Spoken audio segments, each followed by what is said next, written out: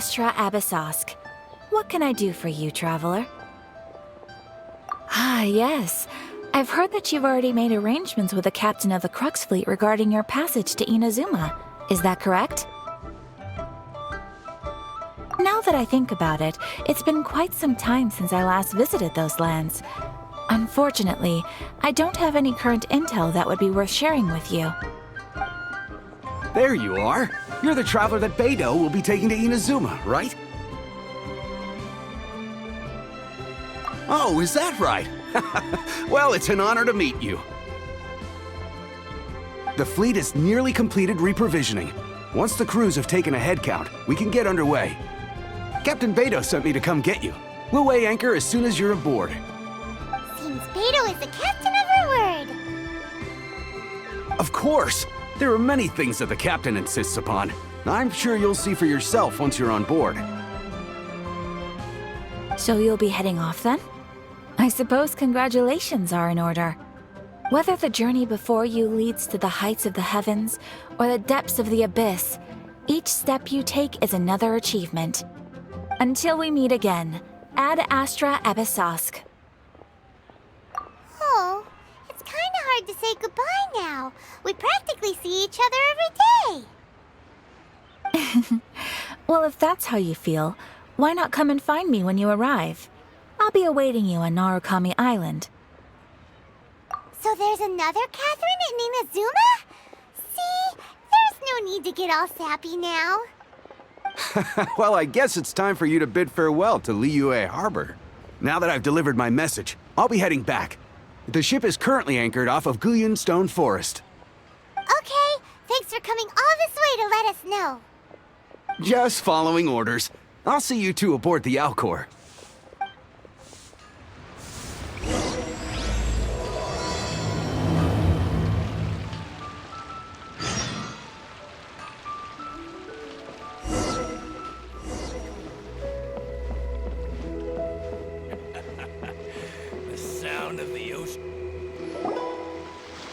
Ah, you finally made it.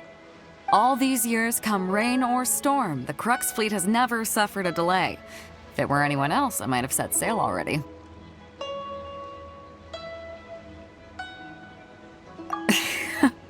Don't look too serious, I'm only joking. You're just on time. The crew have just finished making final preparations. Well, now that everyone's here, we set sail for the land engulfed by storm and tempest. The nation of eternity. Anchors away!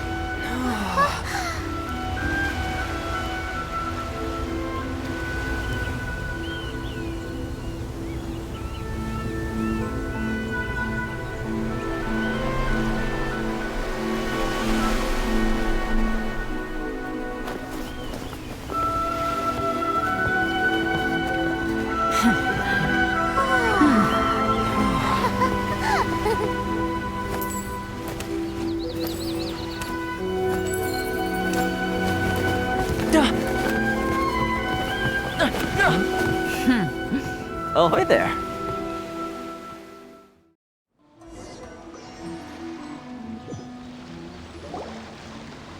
So, you finally made it. You sure kept me waiting, Captain. And it appears we have a couple of stowaways. Or perhaps I should say, honored guests. Shush! You can blame your almighty shogun. The tempests around Inazuma have been growing all the more fierce lately. Though the fleet was fully up to the challenge, the inclement weather still caused some delay. Now then, let me introduce everyone. This is Toma, a trade partner that I've gotten to know recently. You don't know how long I've been waiting to see you. Toma, these two are... Oh, no need for introductions. Their reputation precedes them. It seems even the stormy seas can't keep rumors of these Outlanders' sterling deeds at bay. Oh, it's sure nice to hear you say that. With any luck, it'll give you a head start here. Toma's resided on Rito for quite some time now. It wouldn't be going too far to say he's the fixer around these parts. If you run into any problems here, just talk to Toma.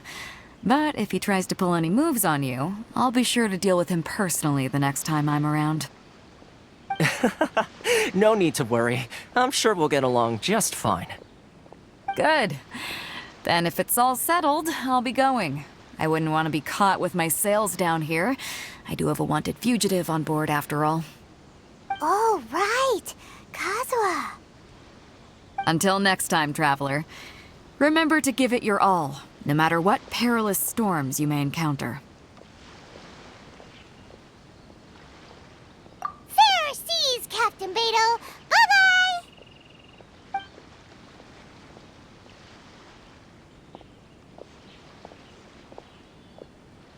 Now then, first things first. We need to go get you registered at the border checkpoint. Paimon thought we were supposed to be keeping things on the down low. Are we just gonna walk into the government's hands? Don't underestimate the reaches of the Sakoku Decree. You wouldn't be able to avoid inspection even if you tried. So we have to play by the rules, even if we're kind of bending them.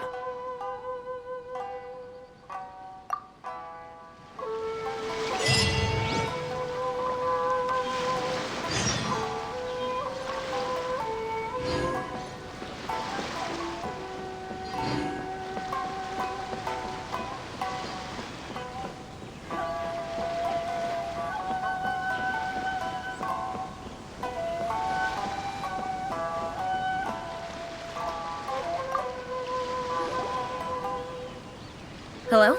Please state your name, identity, and the purpose of your visit. Oh, except you, Toma. You must be new here. Uh-huh.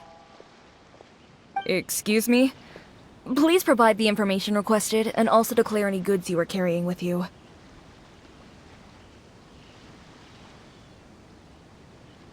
Currently, only members of the International Trade Association are authorized to engage in the import and export of goods. Do you have your trader's permits?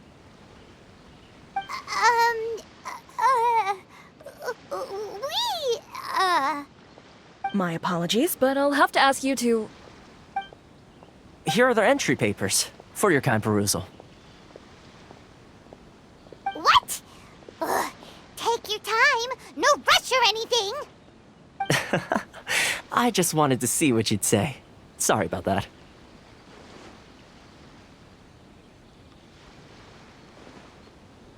I see. Okay. Your papers are all in order. Welcome to Rito. Phew. So, where do we go next? The Outlander Affairs Agency. They only check entry permits here. If you want to remain on Rito, there's a process you have to go through with them. Sheesh. So it is super strict, just like everyone says. Well, let's not forget that to everyday folk in Inazuma, people from everywhere else are referred to as outsiders. As the word suggests, Outlanders aren't very welcome in Inazuma with the Sakoku Decree in force. Not even on Rito, where they've established an outsider settlement. I like how you think. I've got a feeling we're going to get along very well. Now, let's head over to the Outlander Affairs Agency. Most of the current rules were put in place by the administration of Rito, the Kanjo Commission. The Kanjo Commission? Yes, one branch of the Tri-Commission of Inazuma, responsible for growing and managing the nation's wealth. You really haven't heard of it before? Jurisdiction of the Kanjo Commission.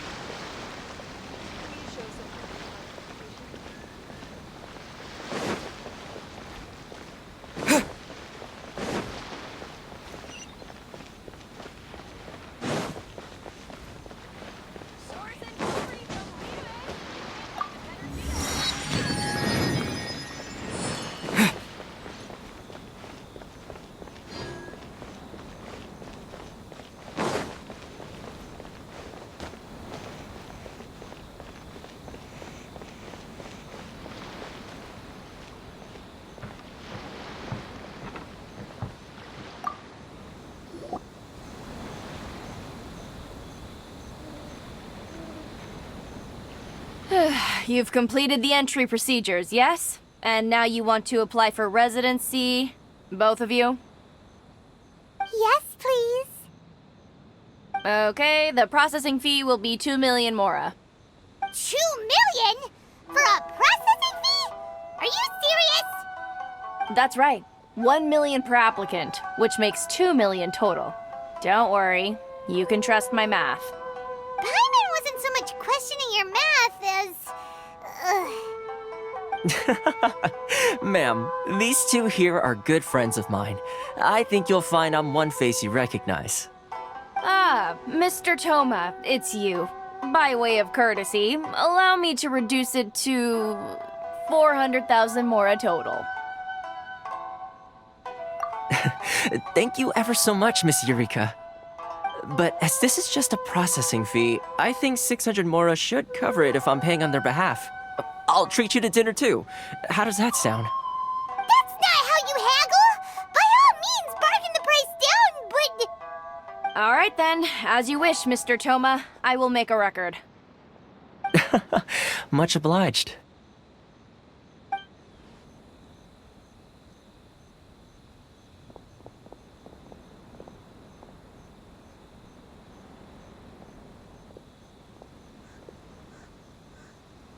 What? She went from 2 million down to 600? There's something seriously wrong with people's sense of finance around here! It's not as mind-boggling as you think. Processing fee is just a figure of speech. The way some here at the agency see it, the fees are easy money, so it becomes a question of how much they can make. So when the day comes that some poor merchant from overseas with more money than sense gets stuck here and needs to apply for residency... Then they'll milk them for all they're worth!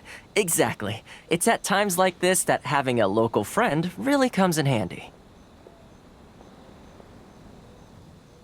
Yes, but when you're an outlander in Inazuma, far from home in this close nation era, there's very little that can be done about it. The most that overseas merchants can do to look after themselves is stick together. That's how the International Trade Association came about. So it's a trade association built by and for Outlanders? Yep. And as well as advancing commercial interests, the association provides help, support, and structure for Outlanders trying to survive on Rito. Essentially, it's an association devoted to both commercial excellence and survival skills.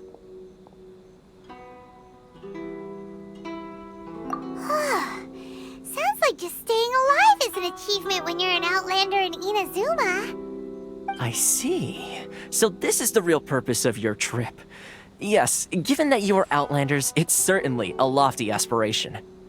After all, the Raiden Shogun is the most exalted and revered one in all of Inazuma. She is a deity who reigns on high, while all other life gazes up in awe. Huh.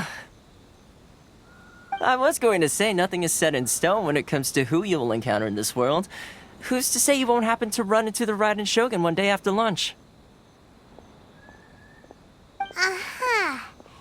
And is that likely? Okay, I'll give it to you straight. I know of a way to introduce you to the Raiden Shogun. Really? Wow! Wow, the Rito Fixer's better connected than we thought. I mean, it will take all the resources I have at my disposal, but it could be done. However, before we get there, connections come at a high price, you understand? Not you too. No. In this instance, when I say price, I'm not talking about Mora. In fact, there's no real cost as such. It's just that if this is something you really want, you'll have to agree to help other people solve some of their problems first. I like to do things in a way that keeps everybody happy. It's my own personal rule for dealing with situations like this. Sounds very reasonable to Paimon. You're the man in the middle, so you have to trade favors to keep everyone indebted to you. Why do I get the feeling you're making me out to be some sort of crook? Never mind. Here's the situation. As I touched upon earlier, the members of the International Trade Association are constantly struggling to survive. Recently, things seem to have gotten more difficult than ever for them, so just go and check things out. See if there's any way you can help. The head of the association is called Caricio, and he's a good friend of mine. Go talk to him. I'll wait for you here.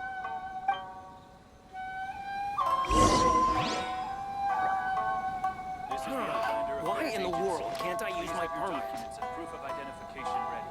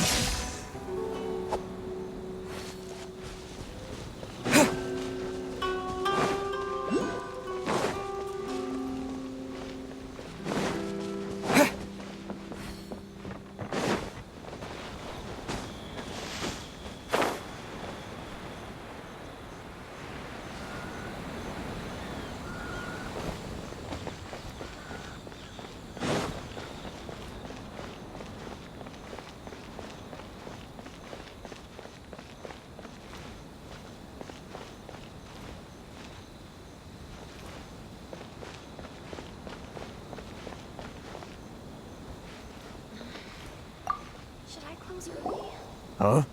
Hello there. You must be seeking refuge with the International Trade Association. The Outlander Affairs Agency took you for all you're worth, I suppose. Good. That's a relief. You need to be careful, or you'll find yourself losing your savings all at once. We heard the association has been having some difficulties lately. Is that true? Yes. Left, right, and center. Obstacles at every turn. But that's nothing new for us. The Sakoku decree certainly makes things difficult for anyone who wants to come here from overseas. but it's not the root cause of our woes. The Sakoku decree might restrict our scope of activity, but in and of itself, it doesn't stop us from being able to enjoy a comfortable existence. No, what's really squeezing us Outlander merchants dry is those Mora grubbers from the Kanjo Commission. Oh, of the 3 commissions, that's the one that oversees everything on Rito, isn't it? That's right. They impose astronomical tax rate, unbelievable regulations, and that's not the worst of it. They just issued a new tax decree recently that, for some reason, completely changes the way we pay our taxes. It used to be Mora, but now it's something called Crystal Marrow. Crystal Marrow? What's that? Something that most of us in the association had never heard of before either, until the new decree came along. Eventually, one of the older Liyue merchants recalled that he once shipped a batch of it to Snezhnaya in his youth. So, in order to pay our taxes, we began an arduous search for this crystal marrow. But then we found we'd only managed to create a bigger problem for ourselves. The rising demand for crystal marrow drove the price higher and higher. Now there's only one vendor who even has it in stock. We can't get a hold of it anywhere else. Isn't that what they call a monopoly? Exactly. So this vendor keeps pushing the price up, and we have no choice but to buy from them because the tax decree forces us to. It's a vicious cycle. The consequence of which is that our taxes will soon exceed our profits. And once that happens...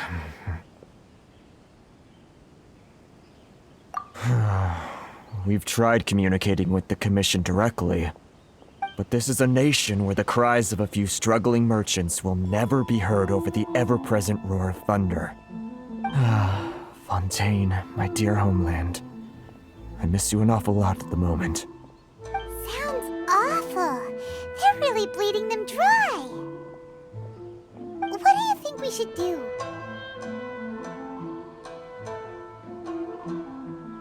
But Karisu's the head of the association, and even he hasn't had any luck. Not to mention, we're Outlanders too. Right. And besides, I think this may well be the fate they've ordained for us. Okay. Well, we could try tackling the problem by going to the other party involved. That vendor...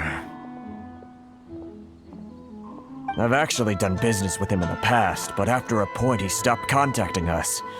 I have no idea where he sources the stuff. Well, it definitely sounds like he's being unfair. How do we find him? We could go talk to him and see if he lets anything slip. Hey, that's a pretty good idea. Since you're not affiliated with the association and you're new to Rito, he may just let his guard down. If I remember correctly, our usual meeting point with him is under a tree by the coast in the residential district. See if you can find him there. Got it! We're on the case! Huh? I don't think I recognize you. Are you new arrivals? So, what do you need with me? The sheer nerve. You don't go around asking questions like that. If I gave you my sources, I might as well hand you the whole darn business. Trade secret, got it? You know what trade and secret mean, right? This guy's got a bad attitude. Ha! Are you even buying?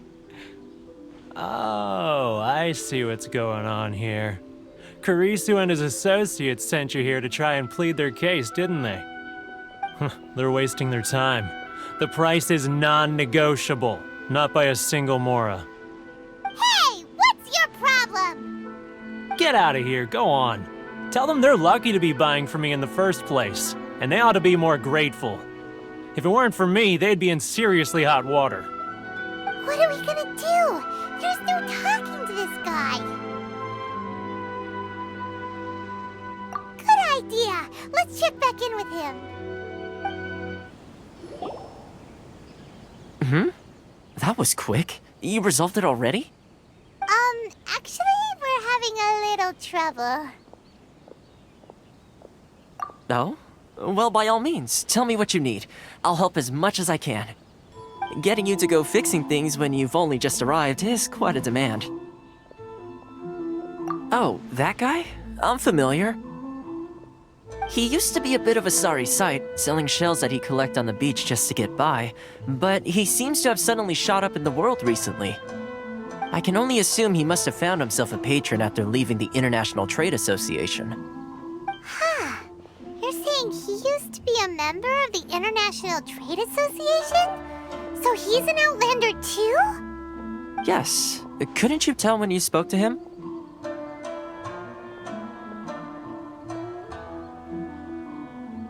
That's right. Werner was born in Mondstadt, then went into the shipping business, trading between Leah and Inazuma. When Inazuma closed to the outside world, he was one of a group of Outlanders that ended up stranded on Rito. Huh. What a bummer. The International Trade Association was initially very generous to him, but over time, with decree after decree, the association members found it increasingly difficult to make ends meet. So he left the association and turned his back on them. I'm sure it's more nuanced than that. I believe even the most ungrateful and cold-hearted of people still have some amount of gratitude and warmth left in them somewhere. Really? Is that all you need to know? Well then, it sounds like you may have found a way in with him. What are you doing back here? Just because I got plenty of time on my hands doesn't mean I want to waste any of it talking to you. Huh? Where's this coming from?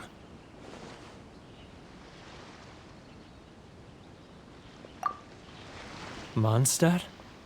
You were talking about Mondstadt.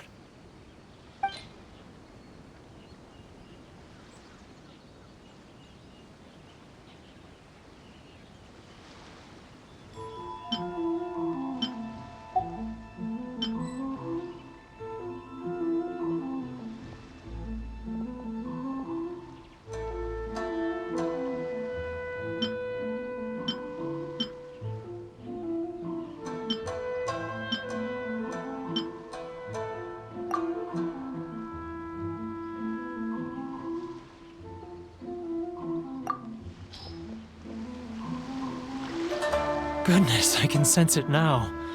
So familiar, but I can't remember the last time I was there. The scent of Mondstadt. Oh, how it takes me back. Oh, my hometown, the home of freedom. How I long to go back and visit. It's working! So, trying to play my heartstrings like a liar, are you? I know what you're up to. Huh? What is this? What are you up to now? Just close your eyes already! You mean the sound of the ocean? Leah Harbor. I can see it so clearly. Oh, and the sound of the waves. The calls of the merchants. Xiao lanterns. I'm right there at the lantern right. Oh, look at them floating up into the sky. This guy has a really active imagination. Either that or he really does miss Liyue Harbor. Liyue.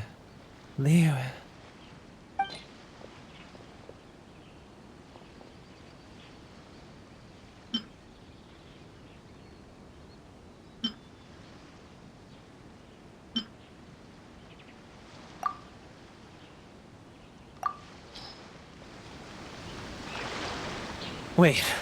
Stop. That's enough. Don't make me relive it anymore. My poor heart can't take it. You mean the folks from the International Trade Association? And I suppose they are far from home, just like me. Often, I'll sneak down to the shore at night and listen to the sound of the waves. I like to imagine it's the voice of my hometown. carried across the ocean. I've run into folks from the association more than a few times doing just that, but I always hide my face and slip away. Don't you think I've wanted to talk things through with them and free myself from this anguish? Well, no one's stopping you, so... They're so resilient. None of them had anyone else to rely on, so they rallied together, committed to finding a way to survive. But I couldn't do it. I'm not strong enough. So I caved. Those people, they'd make the smallest of promises, offer the most measly benefits, and I'd do whatever they asked of me. And make Mondstadters look like the worst people in the world. All right, I'll tell you the whole story. It's eating me up inside, and I can't take it anymore. You ready to talk now?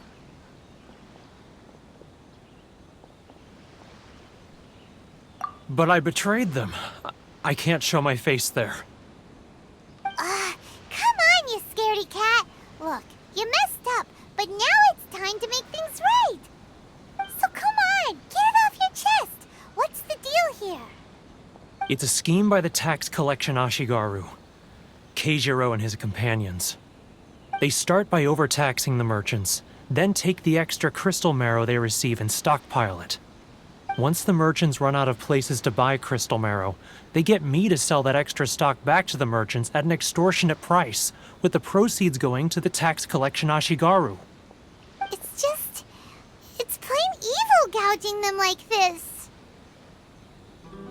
I'm their puppet, yes. But my cut is a tiny fraction of what we take in total. It's barely enough for me to live on. Evidence? You're right. Without conclusive evidence, he will never admit it. Now that I think about it, whenever I report back to him after a sale, he always heads to the same place. It's always made me suspicious. As it happens, I handed some Mora over to him not long ago. I can show you where he went if you want. Really? Well, then there's no time to lose. Let's go.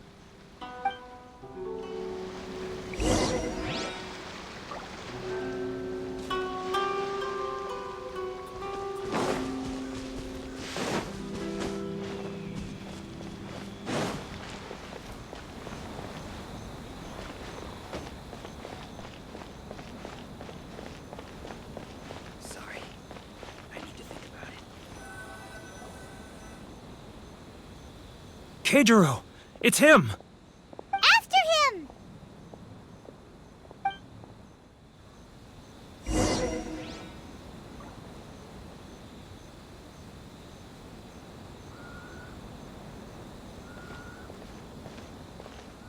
Sorry.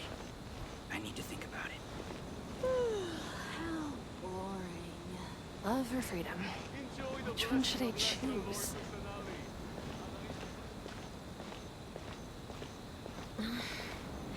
Should I close early? Ah, Ryoko, how's business? All the better thanks to your generous patronage. Good. Thankfully, I earn plenty these days. Oh, but of course, tax collection is difficult work.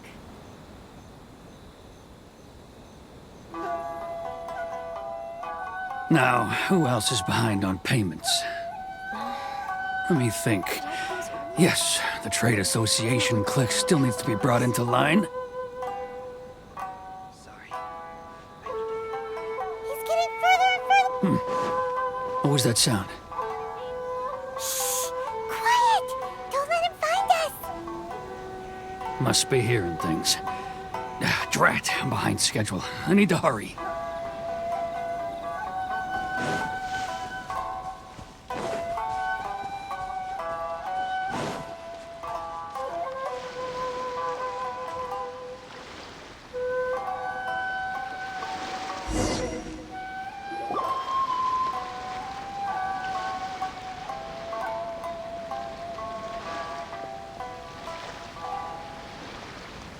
What could he be doing at a place like this?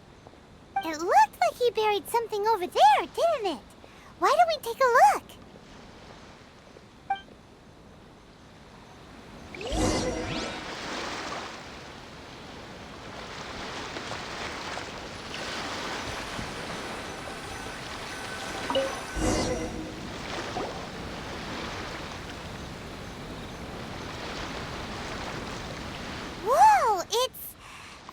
ledger. Boring! Paimon thought he'd hidden a big pile of Mora here.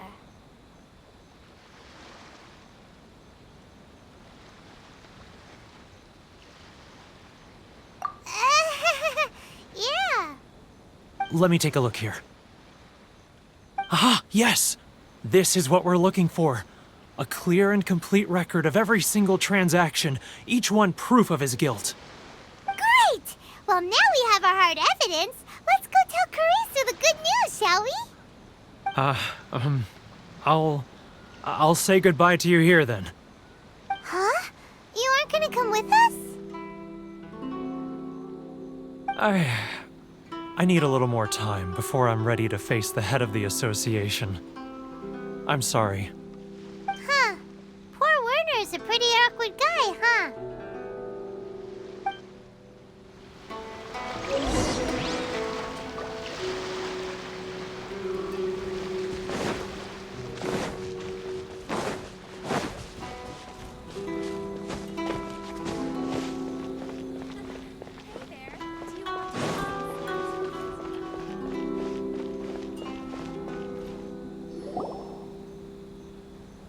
But we really don't have anything left. If this keeps up, our sales will come in at a loss. There'll be nothing left for us to do but starve. You know the decree. The rules are the rules. No discounts, no exceptions, and no excuses. And who are you? Another new member of the association? It just so happens that we found your little ledger, so now we're here to tell everyone all about how you embezzled crystal marrow to sell it right back to the taxpayers. Huh? Is this true? You've been swindling us! Well, you see, the taxes, Let me take a look at the ledger.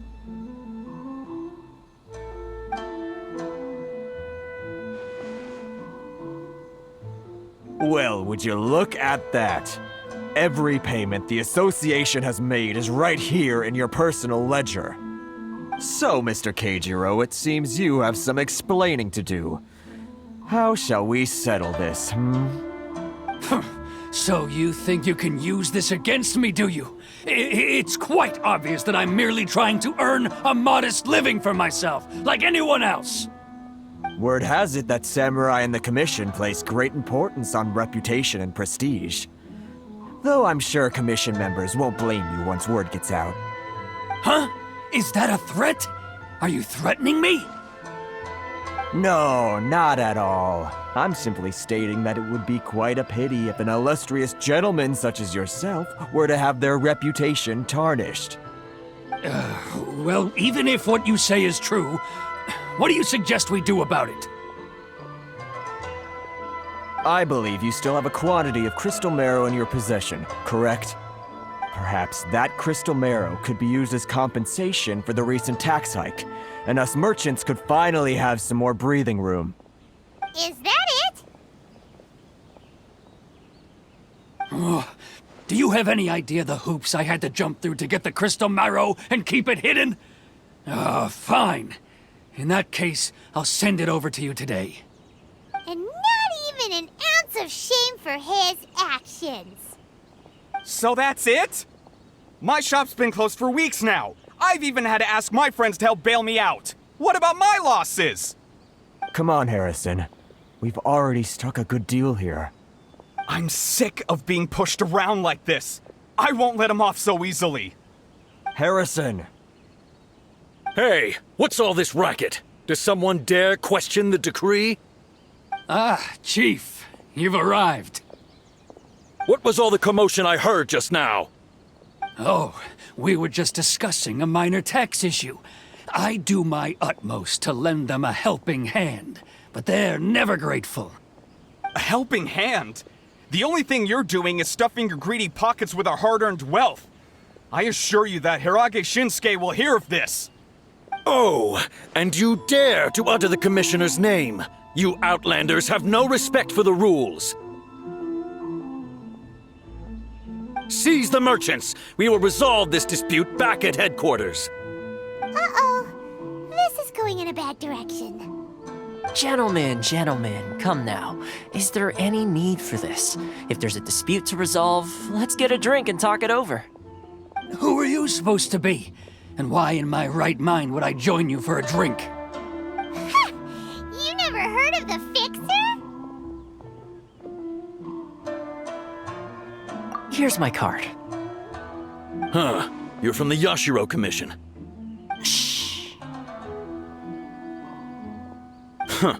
Well, this is Kanjo Commission territory. However powerful the Yashiro Commission may be, you have no business meddling in Rito's affairs. Of course not. Still, perhaps you could show the young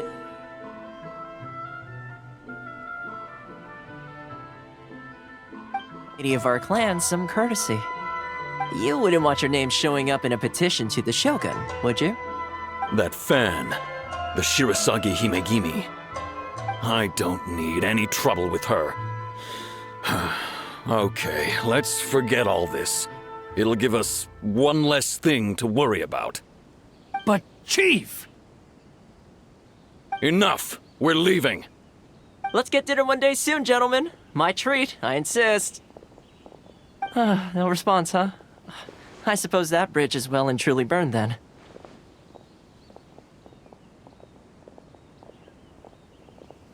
Thank you so much, Toma. But I'm sorry your relationship with the Kanjo Commission had to suffer for our sake. Hey, I was joking. It's a small price to pay, and you're more than welcome. If there's anyone you should be thanking, it's the Traveler. He's the one who found a way to turn things around. If nothing else, I'm sure the tax collection Ashigaru will tread a little more carefully in the future. Toma, what was all that? Shh, not here. Too many people listening. Let's move somewhere else. Corruption seems rife in the Kanjo Commission. They truly are rotten to the core. All right, time for me to answer your questions. What would you like to know?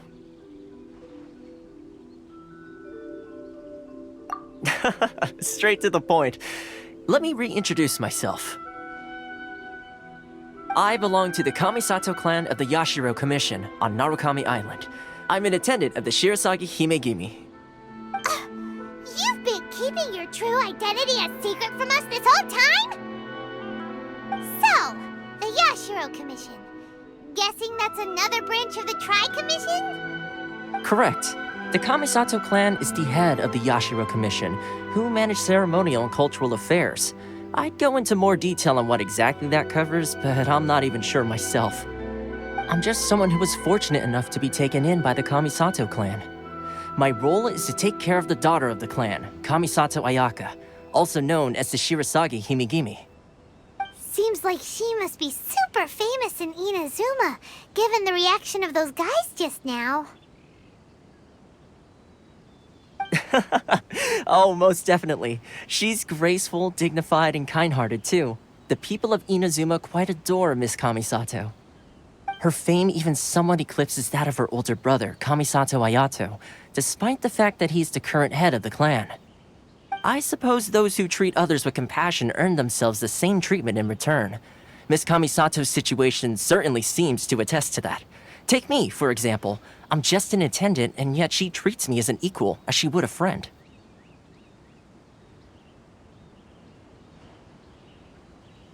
You're asking the right questions, and to be honest, I don't want to keep you in the dark any more than is necessary.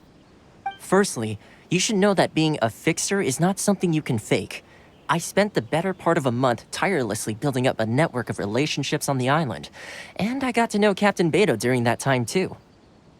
Still pretty good going for just a month's work. Well, maybe I have a slight knack for schmoozery. But the main thing was, I had to make sure I'd be in time to receive you when you arrived.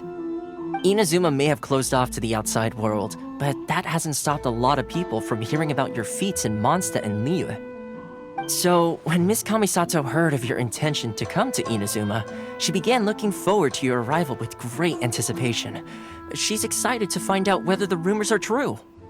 That is, that you have what it takes to change the tide of the times. Change the tide of the times? In the test I gave you earlier, although there were a few hiccups at the end, it was you who found the way to turn the situation around. Navigating powerful people, using their character flaws to your advantage. It's just what Miss Kamisato had hoped to see. With your help, even the Vision Hunt decree...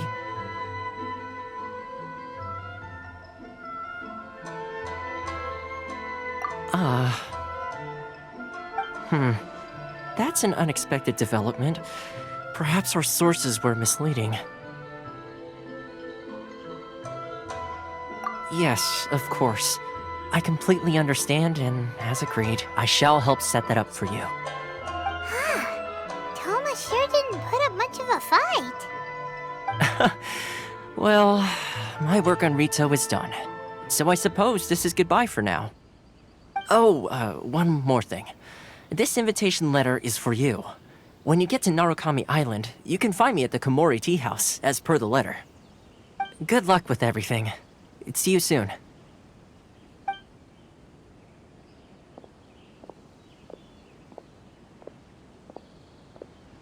Toma's not such a bad guy, huh? We should get going. Huh? What's up? Oh, right! Paimon forgot all about that! Wait, so did Toma forget that too? Oh, darn it! No wonder he was so matter-of-fact about the whole thing! As soon as we get off Ritu, Paimon's going straight to Komori Tea House to settle the score! Well, guess we should give it a try. Let's head to the border and see how far we get.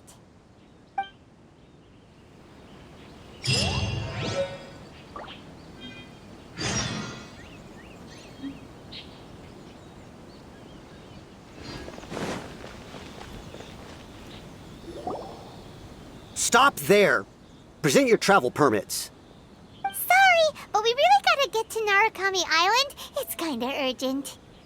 If you don't have a travel permit, this is as far as you'll get. Those are the rules. As expected. Traveler, you gotta think of something. How do we get out of Rito?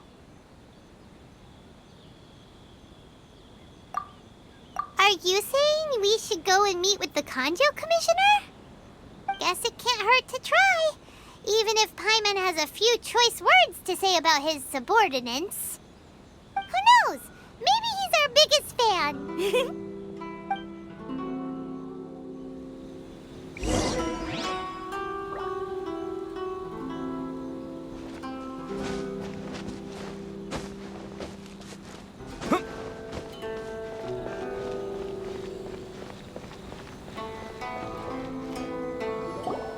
Halt! This is the Kanjo Commissioner's office. No trespassers.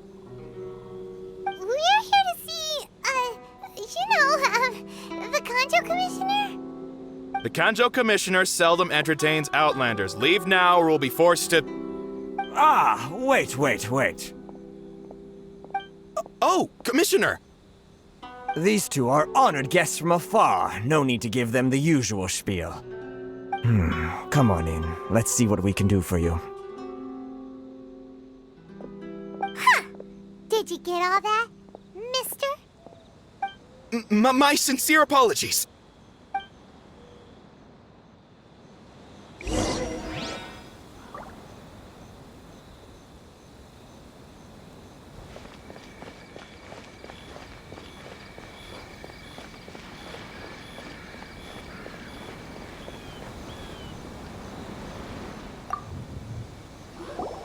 I am Hiragi Shinsuke, Kanjo Commissioner and head of the Hiragi clan. It's an honor to meet you both. Nice to meet you, sir. So, the reason we wanted to come and see you was because... All right, all in good time. Two travelers renowned far and wide have shown up to see me, and I should very much like to make their acquaintance. Let's not limit this to business only. So what you're saying is, we really are pretty famous, huh? Absolutely. How many other people in the world have what it takes to knock the wind out of Storm Terror's sails and put the Overlord of the Vortex back under the sea, eh? excellent point. And I hear you also foiled a Fatui plot in Liyue Harbor. Even beat one of their harbingers in a duel. Is that true? Whoa, you heard about that too? Yep, it's true, all right. As I thought. Something wrong? No. I'm simply awestruck by you both is all. Rito is greatly honored to have you visit us. One other thing I heard about you is your great zeal for helping other people. This makes me wonder whether you might be so kind as to render your assistance to the Conjo Commission. Oh, sure, no problem. Whatever you need, right?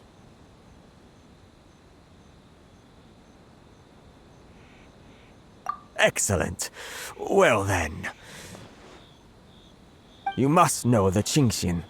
A flower grows on the mountaintops of Liyue. Yep, we've picked a few of those before. So, you want us to go back to Liyue? Yes, bring me 300 Qingxin, would you? Freshly picked, I mean. Did Paimon hear that wrong?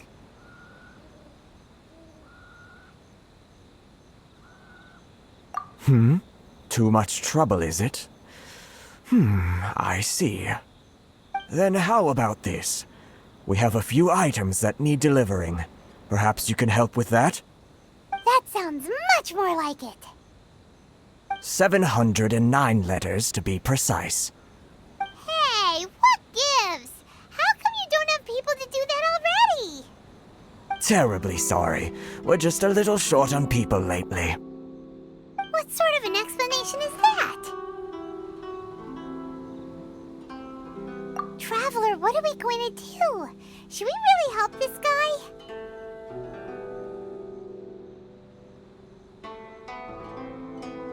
That's the spirit. Don't keep me waiting too long now.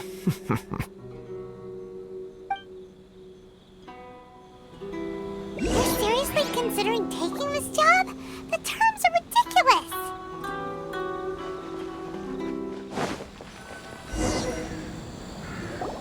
Halt, you two! Huh? What did we do? Miss Hiragi has a letter for you. She insists that you read it immediately. A letter? Quick! Let Paimon see! So this means she wants you to secretly meet her at night? But you didn't seem surprised at all by this. What's going on?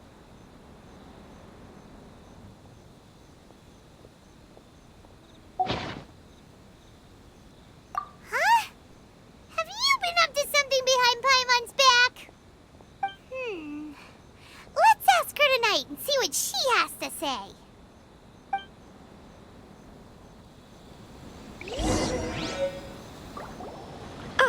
You finally arrived. Allow me to introduce myself. I am Hiragi Chisato. This is technically the second time we have met.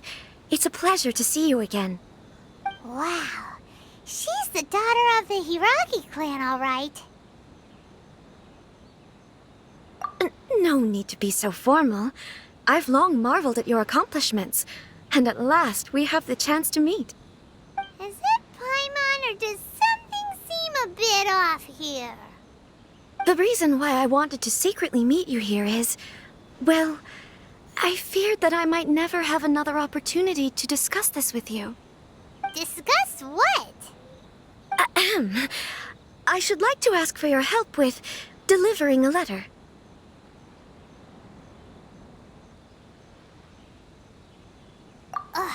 Like father, like daughter. Couldn't you be more original? No, you misunderstand me. Please, allow me to explain. I was hoping that you could deliver a letter to Narukami Island in my stead. It is to be given to Kujo Kamaji of the Tenryou Commission. My father has always forbidden me from communicating with him. He knows that there are prospects for my marriage that would better serve him politically. But my heart is with Kamaji. There is no one who would dare defy my father's will on Rito, but you are Outlanders. Outlanders seeking to get to Narukami Island. It would be regrettable to let such an opportunity pass. Oh, Paimon gets the whole picture now. Of course, in doing so, I will also do everything in my power to help you leave Rito. That is my promise. To be perfectly honest, as long as you remain in Inazuma, my father will have no intention of letting you leave Rito. Yeah, we figured as much.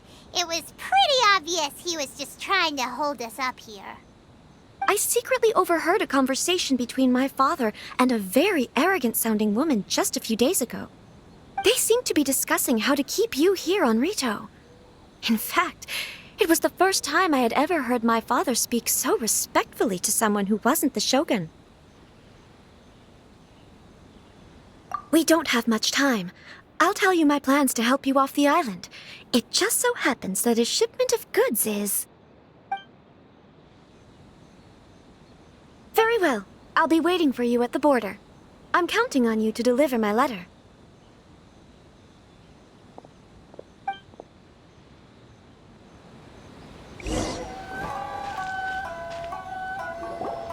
Hold on, please. These goods are being sent to Watatsumi Island? My lady, this is an unexpected honor. You are correct. These goods have been repeatedly requested by the Kanjo Commissioner. We must be certain that they reach Watatsumi Island intact. Is there something wrong, Lady Hiragi? No, as you were. My father simply has some concerns of the shipment's safety, and has ordered that myself and an additional qualified escort be dispatched to ensure safe transport of the goods. My lady, you aren't suggesting that you intend to escort this shipment personally, are you? There's certainly no need for you to trouble yourself with such a matter. And as for this qualified escort... Please, do not cause us any further delay. If memory serves me right, my father has already asserted that this shipment must arrive on time. I'm certain punishment will be duly dispensed if it fails to do so. Yes, of course, my lady. It's just that, well, we don't know who this... Now, need I remind you of the penalty if anything were to happen to me en route? I'm sure you are all quite familiar with my father's temperament. Do you really presume that you can fully guarantee my safety on your own? Boy, Chisato can talk the talk. They don't stand a chance. Yes, my lady. Very well then. It's an honor to have you accompanying us. Your safety is our highest priority.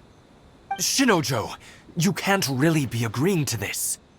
Well, the request is from Lady Hiragi herself. It is our duty to serve her in the utmost capacity. Yes, but that's not the problem here. Well then, if we're through here, I suggest we set off at once. Dawdling will only allow potential thieves more time to prepare, no? Yes, my lady. You heard her.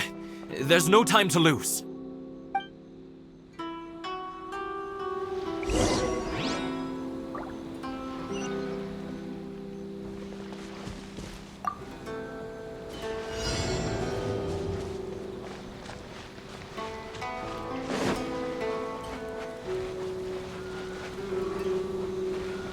My lady, please stay back. We'll handle it. Not as well as we'll handle it!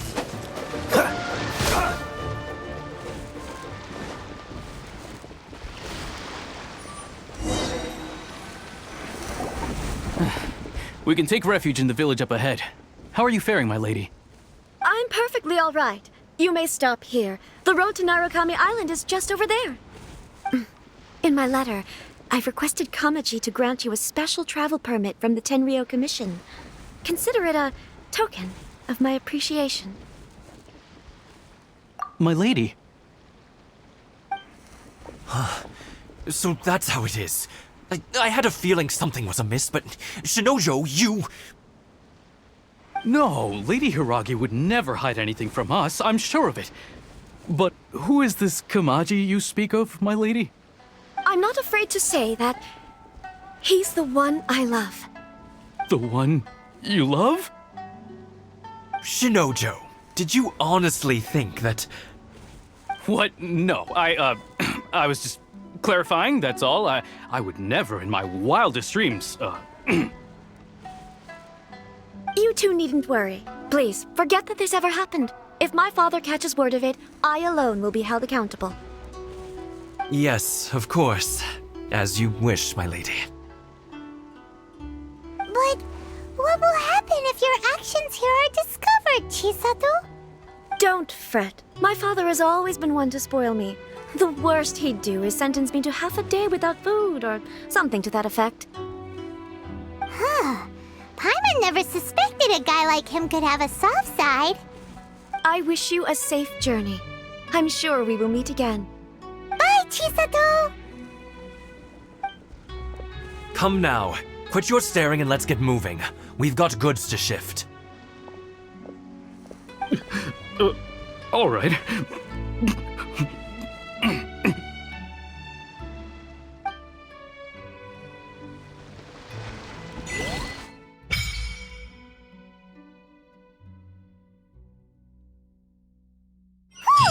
We're finally on our own way again. I suppose it's time we find Toma. Now, where did he say he would meet us again? Oh, right! Komori Tea House!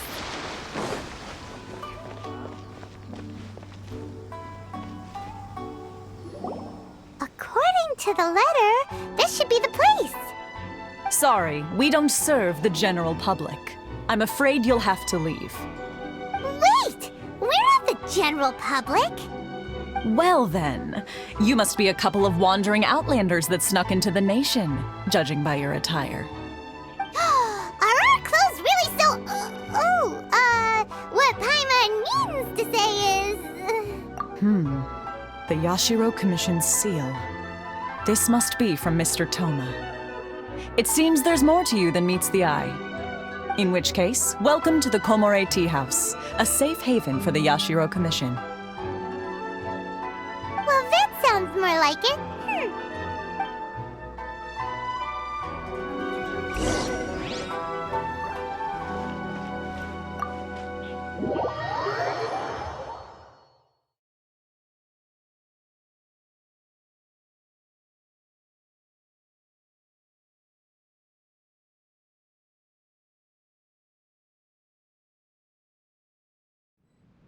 Well, now that we're here, where's Toma?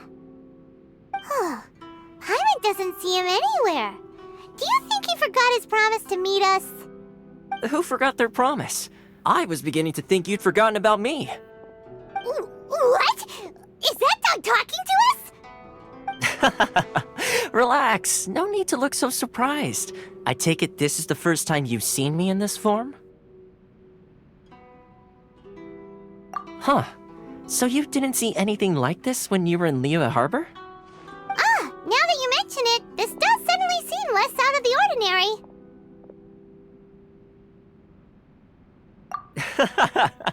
All right. I've had my fun. Hey! You're this close to getting an ugly nickname, mister! Well, I've had some time to kill, given that I've been waiting here for you for so long, as was the case in Rito. So I came up with this little fun greeting for when you arrived. But in all seriousness, I would like to apologize about that little test you went through earlier, though it was quite necessary. It helped us determine whether or not to bring you before Ms. Kamisato, and whether you had the courage to face the lightning alongside us. Don't think that Paimon's gonna forgive you just because you're getting all serious now. Sorry, did I overdo it? My apologies. Let me just say this. You've often found yourself skirting the rules from the very beginning, haven't you? Naturally, this is due to your unwavering and resolute determination. A long time ago, we had a friend who was much the same, but when the lightning struck... so you've heard of his story. His light still burns all the more brightly. Yes, of course. I will bring you to the Kamisato residence where the Yashiro Commission is located. But before that, there is one other place I was hoping you both would accompany me to. Oh? Where? I would like you to come with me to the statue of the omnipresent god. It's still under construction now, but you can already see it from practically anywhere on Narukami Island.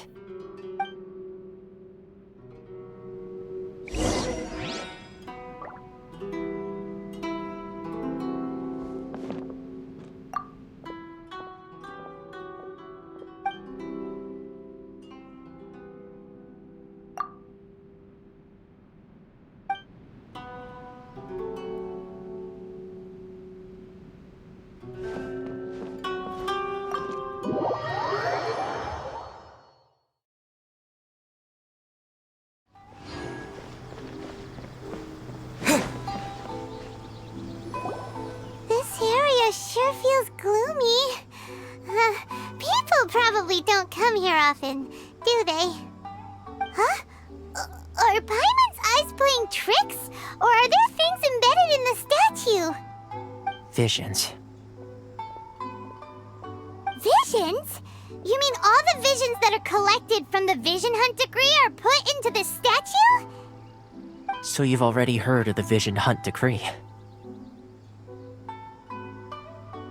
Before I try to explain, I should perhaps remind you first that Mondstadt is the city of freedom, and Liyue is the city of contracts. As for Inazuma, it's known as the Nation of Eternity. The Raiden Shogun is both the nation's most powerful ruler and its deity. The Eternity in question is her endless and unchanging will to rule over Inazuma. As such, she relies on the Tri-Commission to regulate the nation's affairs and the Sakoku Decree to limit the people's movement. The Shogun wishes to keep Inazuma in stasis, allowing the stream of time to flow from one end to the other without disturbing it for all time. Seems like every god has their own will. Of course, this is my own limited understanding. As for the reason behind the recent Vision Hunt decree, perhaps the Shogun believes that visions grant people the power to change, and that her eternity doesn't allow for such instability to exist.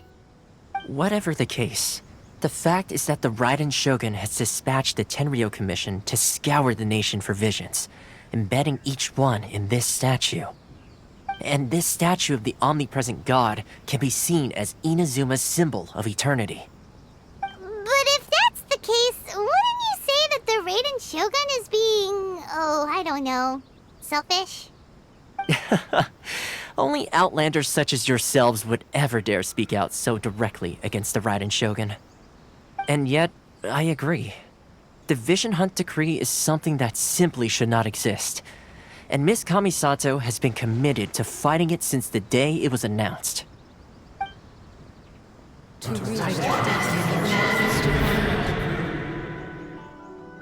Huh? Hey, are you okay? You look like your mind is elsewhere. Sound? What sound? I didn't hear anything. Did something happen? Yeah, you touched the statue, and then what? Aspirations? That would seem to confirm the saying. Have you heard it before? That when a person's ambition reaches a certain strength, the gods look upon them with favor. That is where visions come from. In other words, a person's vision represents their ambition. So if what you just said is true, then the ambitions of these people are stronger than I imagined. All right, time for the next stop on our tour of Narukami Island, the Kamisato residence. Finally!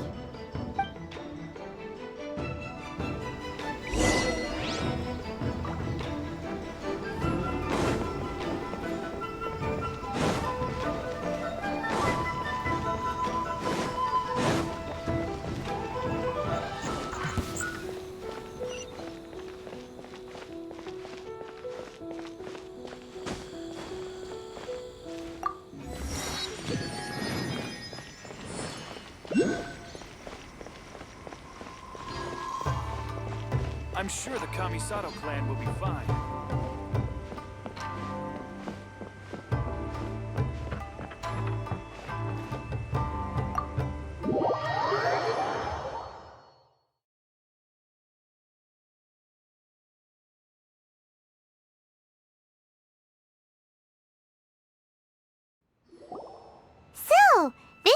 kind of place where the big shots of Inazuma live, huh? Paimon kinda expected it to be snazzier. Welcome at last to the Kamisato residence, honored guests. Miss Kamisato is delighted to finally meet you. Is this the Shirasage Himegimi you keep going on about? So, where's she at? Behind the screen? Yes. As the daughter of the Yashiro Commission, this is how Miss Kamisato is accustomed to receiving guests. Consider it a time-honored tradition within the Yashiro Commission. Forgive me if this is an unwelcome surprise.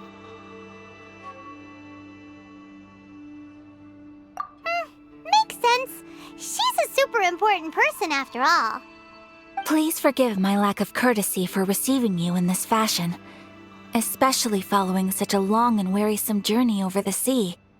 I have awaited your arrival with great anticipation, and Toma assures me that you do indeed possess the power to change the tide of the times. At present in Inazuma, in the name of the Vision Hunt Decree, the people's aspirations are being senselessly trampled underfoot. Though the Yashiro Commission serves the Shogun, it is the people with whom we share close bonds, given the contact we are required to have with them in the performance of our duties. A commission's power rises and falls with the trust of their people. Thus, we cannot remain indifferent to this situation without also remaining indifferent to our own fate. Traveler, lend us your power, and we can...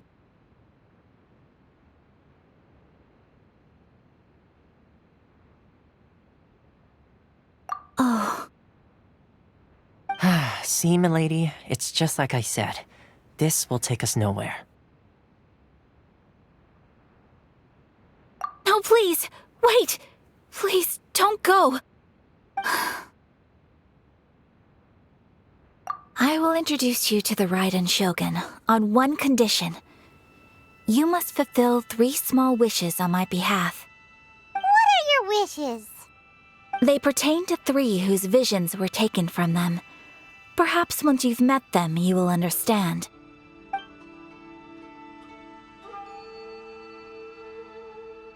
A warrior who guards a village, a former samurai who helped carry out the Vision Hunt Decree, and a swordmaster determined to become the best in the world.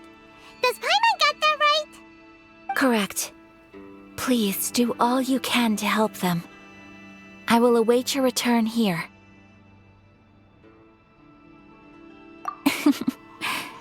Then you have my gratitude. I'm sure you'll do great.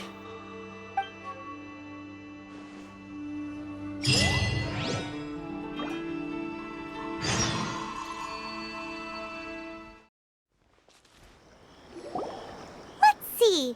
Where's the person Ayaka told us about? Why are you doing this? Why leave all of a sudden, after all these years? Precisely. It's much too sudden. We've had no time to prepare. The children are desperate for you to take them out to play. Please, we urge you to reconsider. That must be the guy Ayaka told us about. Let's go over and see.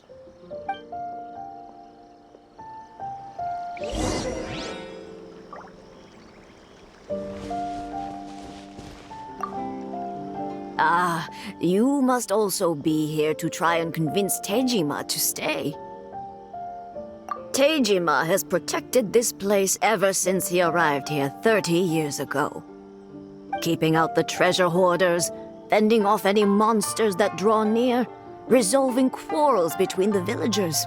He has put an enormous amount of work into looking after this place, and we all think the world of him. But now, all of a sudden, he says he plans to leave us. We can't help but wonder, was it something we did? We will gladly apologize if that's the case. All we want is for him to stay.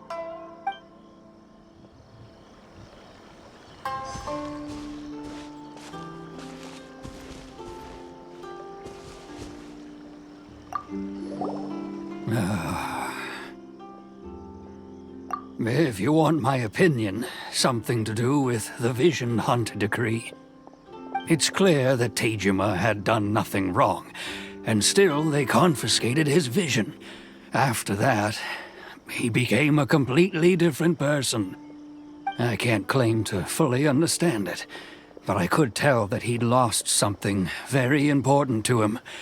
He went off on a walk, alone, circled the village a few times, and then out of the blue, he announced that he was going to leave and become a wanderer. Truth be told, we aren't sure whether trying to keep him here is the right thing to do. But equally, it doesn't feel right to let him leave when he's in this state. He's a lost soul. Seems like he's a well-respected guy around here.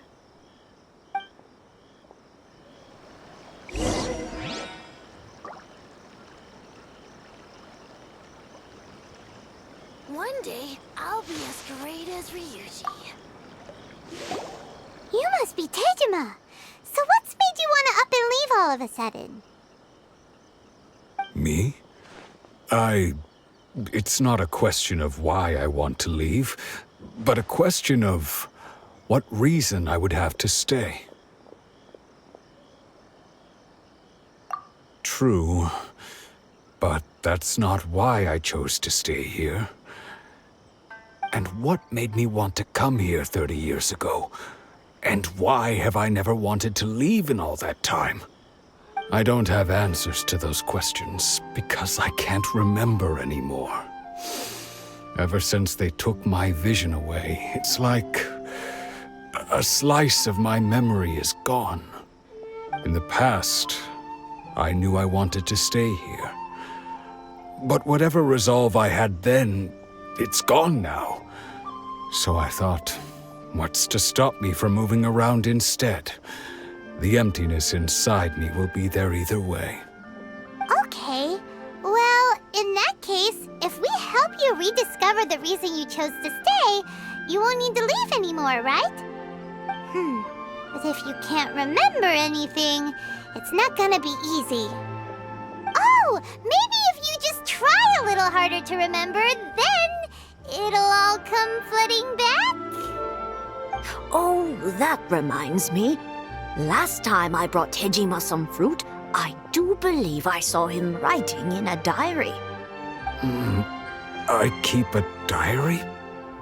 If you say so. I honestly can't seem to remember. Oh, yes, you do. And what's more, I remember you saying at the time that you wanted to make a note of a few interesting things. Things which would prove very important at a later date. Perfect! So if we want to keep Tejima from leaving, we just need to find his diary. It must be around here somewhere. Let's take a look. If you don't mind, we will leave you to find the diary. We should head back to the village to inform the others of Tejima's situation.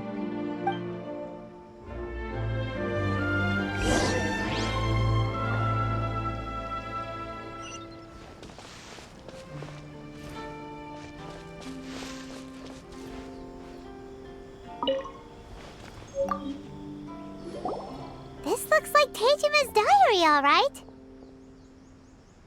Let's see what we have here. Today, the villagers and I got together to cook dry braised salted fish. I messed up and burned mine a little, so I had to pretend that it was black snakehead instead. Today, I helped rescue a kid who had fallen in the water. After I pulled him out, he told me that his best friend Bamboo was still in the water. I searched the water the whole afternoon before finding out that Bamboo was the name of his pet crab. I went kite flying today.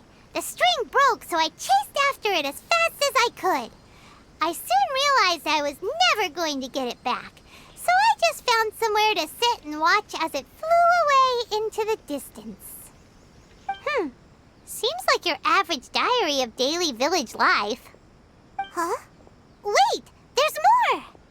I went to pray at the shrine again today and stayed there a while. The Omamori you gave me has faded a little, but it is still my most treasured possession. Now that's the kind of info we're looking for. Time to pay a visit to the shrine.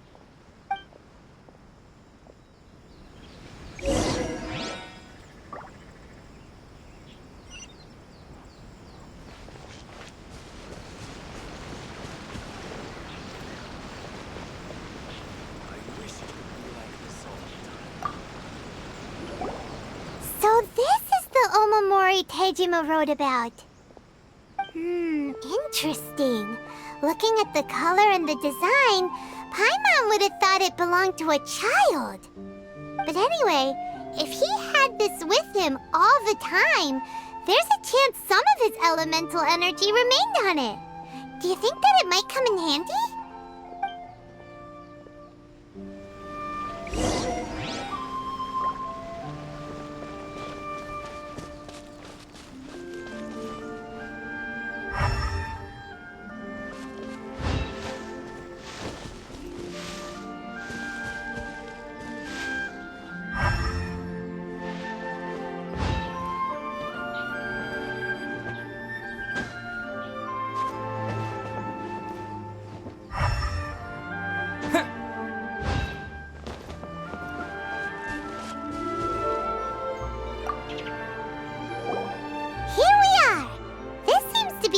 That Tejima visited a lot.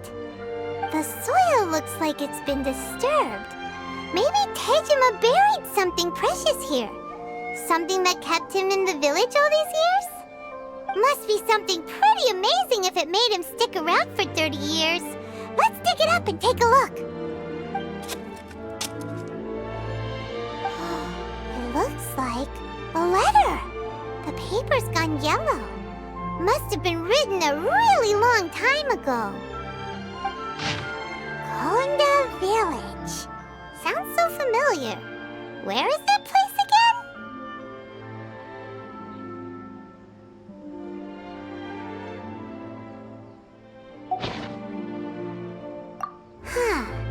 So the reason Tejima came here was to wait for someone. But he's been here for 30 years! Oh, guess they didn't show up in the end, huh? Well, let's go give Tejima his stuff back and take it from there.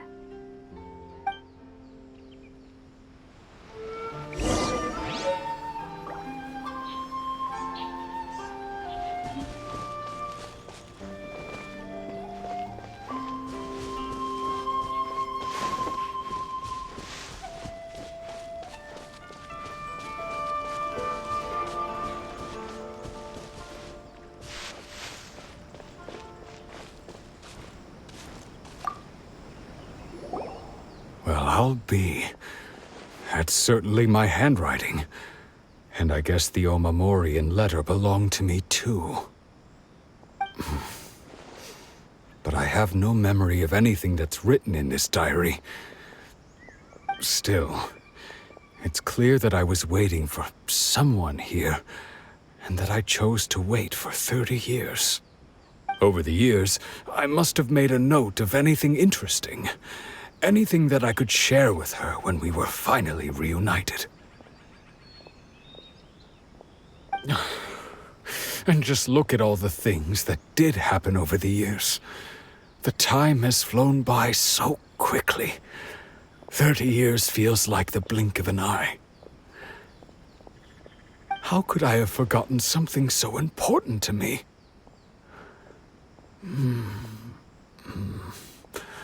Now that I think about it, when my vision was taken from me, it felt like I'd suddenly been hollowed out. Love, regret, everything I felt for her, it's all disappeared.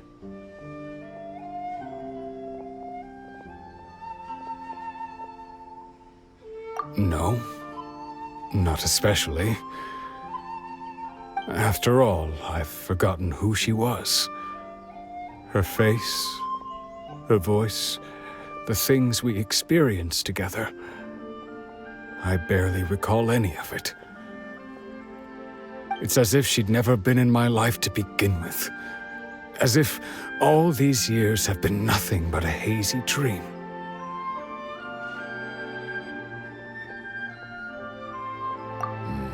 I think maybe not.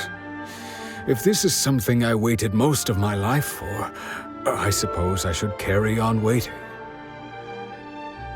Although, what if she were to turn up eventually, only to find I didn't remember so much as her name? Wouldn't that be upsetting for her?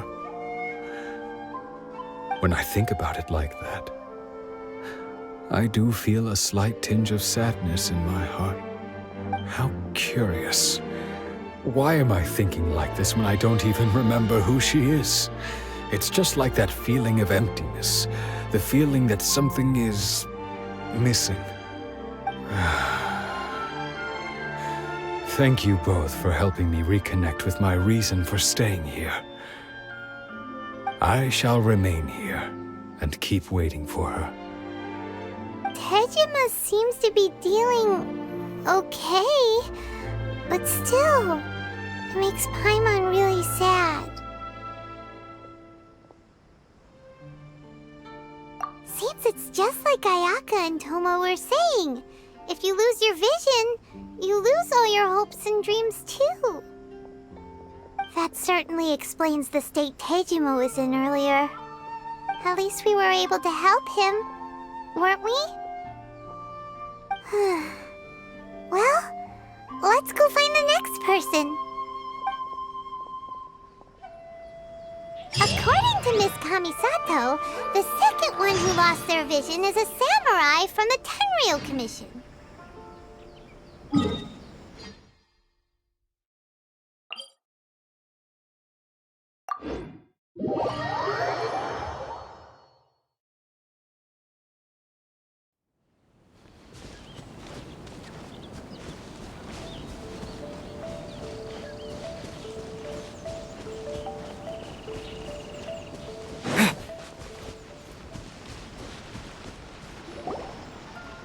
They say the Tenryou Commission is directly controlled by the Shogun. They're the ones responsible for maintaining law and order in Inazuma, the ones actually enforcing the Vision Hunt decree. But why would they take action against one of their own? Paimon doesn't get it. Huh? There seems to be some commotion over there. Let's go see what's happening. I'll ask one more time. Do you intend to withhold this month's emergency provisions? The entire clan is counting on that food! We demand an explanation! How many times do I have to say it? I don't know anything about emergency provisions! You dare deceive us? Those provisions are essential! Do you understand? Not some goods to be pocketed by greedy samurai!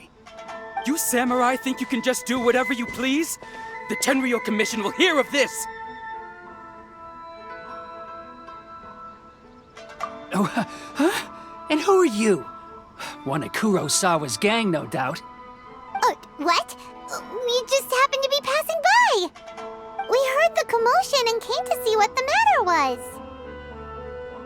I see. You seem to have come just at the right time. Perhaps you can help us settle this matter. This is Kurosawa. He's a samurai and a member of the Shogun's army. They issue emergency provisions to the area, and he's the one responsible for distribution. In the past, we'd simply ask him for provisions and everything would be delivered. Now, he suddenly refuses to give us anything. He's keeping the provisions for himself, I just know it. We'll starve without them. No one seems to care about us. We used to think Kurosawa was a kind man, but he's shown his true colors. He's the same as all the other samurai. It's no wonder all the visions have been confiscated. The Raiden Shogun doesn't need people like him helping her rule the nation. This must be one of the people Ayaka asked us to help. But why would she ever want us to help someone like him? Maybe we should talk to Kurosawa and see what he has to say.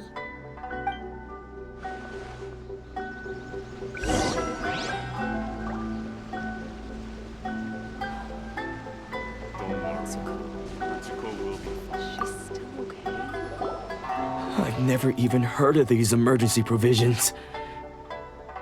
I don't know whether it's rumors or whether they're trying to blackmail me. But either way, it's ridiculous. If I was hoarding supplies, would I still be the poor man I am today? My own family can barely get by as it is. Now, if you'll excuse me, I've got other matters to attend to. And that's the first bit of truth I've heard all day. The Shogun's army told me that I was unworthy of my vision. And they said I was slacking off in my work. Apparently, I'd even disappointed the Raiden Shogun. And that's why they confiscated my vision. Well, that's strange. You were helping enforce the Vision Hunt Decree. Why would you be unworthy of your vision? To be perfectly honest, I don't seem to remember the details. All I know is that I would perform certain things every month. But I don't recall what they were. And it's not just that. I have this unsettling feeling, like someone owes me something. Does it have to do with the missing emergency provisions? I didn't take any. Like I said, if I was taking them for myself, I wouldn't be going through such hard times right now. To top it all off, my house was just raided by treasure hoarders, which is why I came here in the first place. I was chasing after them when I got held up by these two. If you don't believe me, go find the treasure hoarders yourself. If there were any emergency provisions to be had, they would have found them. Huh. He seems to be telling the truth. But we better confirm. Let's go round up those treasure hoarders and see what they have to say. We should be able to follow their tracks. They couldn't have gone too far.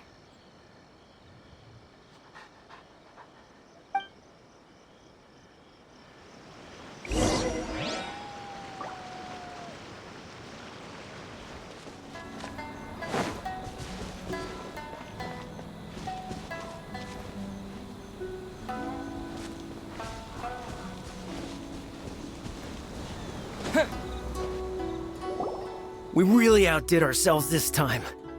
All those samurai houses packed with goods, we really hit the jackpot. I mean, besides that one house. You haven't seen anything yet. There'll be a lot more where this came from. Today's just the beginning. I'll be leading you all on an epic journey of pillage and plunder that will go down in hoarder history. You demand, boss! These seem like the treasure hoarders we're after. Let's teach them a lesson!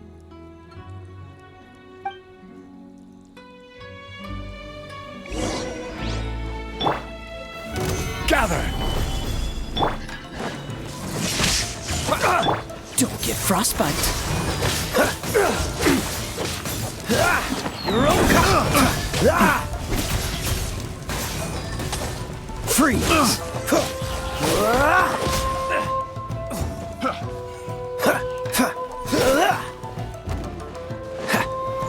You're open! Dodge this!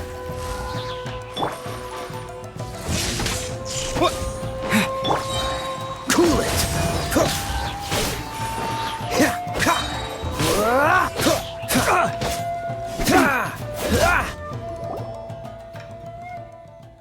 Oh, there goes all the Mora! We worked hard to steal that, you know? Come on, boss, think of something. Not bad, kid. You ever think of joining the treasure hoarders? We could use someone like you. Kurosawa.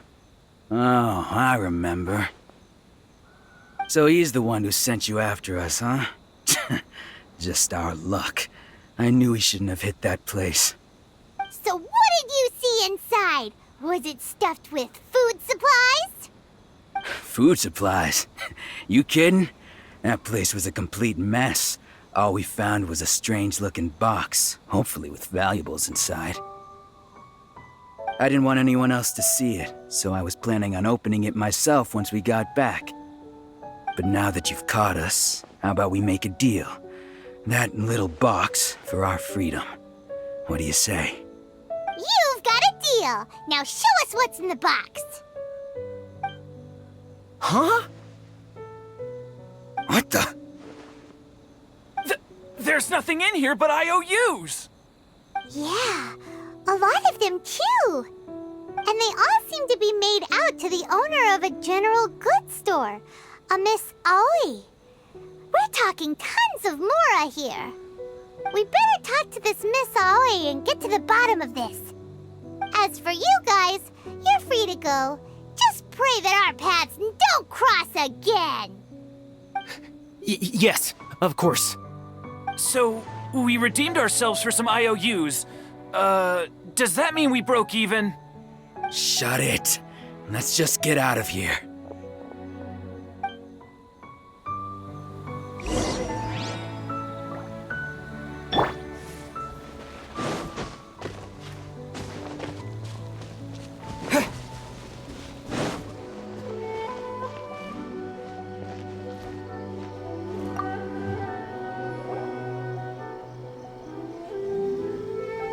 Welcome to Tsukumomono Groceries. We've got everything you need.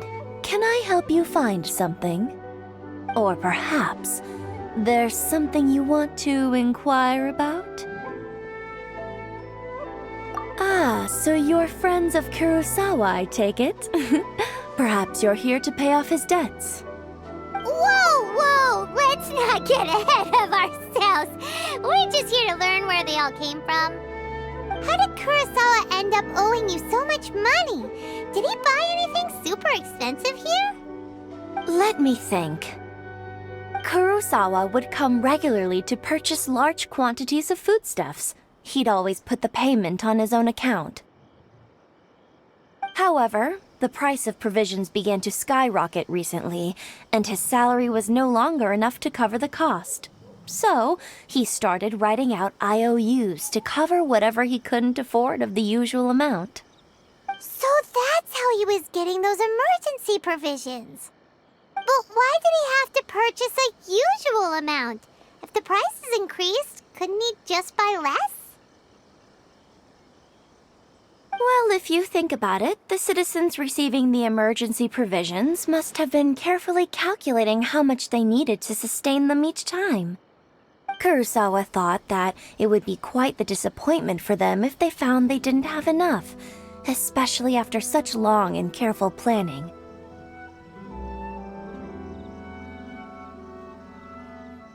So he deemed it necessary to take on the debt rather than let the people down. Wow.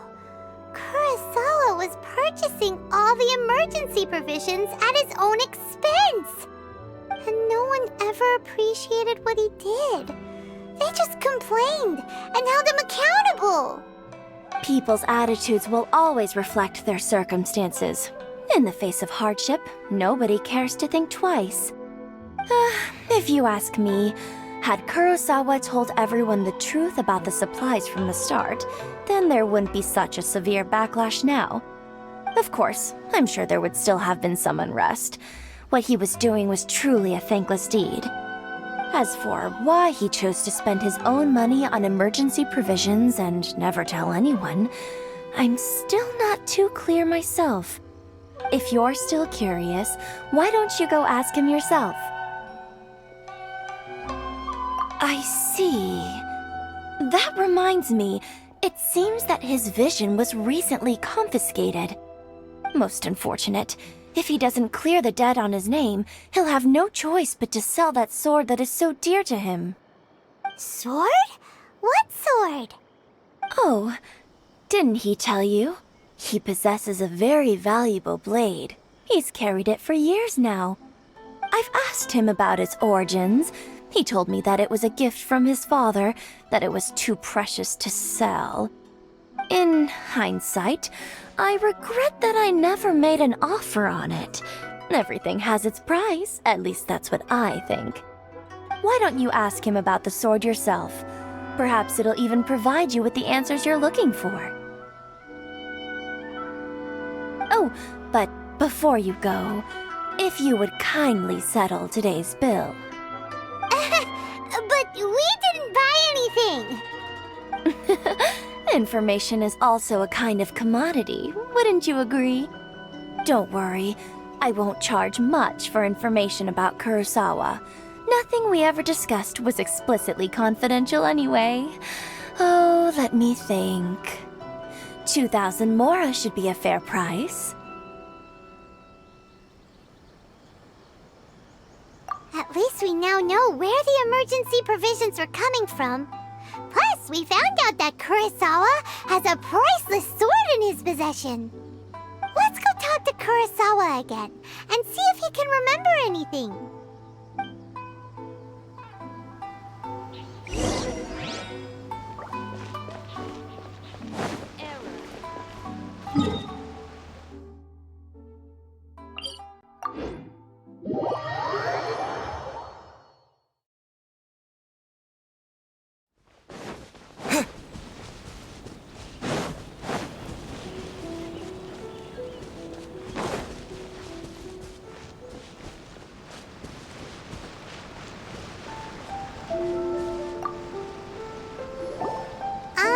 What are you doing here all by yourself? Where did those other two go? I presented them with a choice. Either they left or I drew my sword. They left. It turned out to be a real time saver, actually.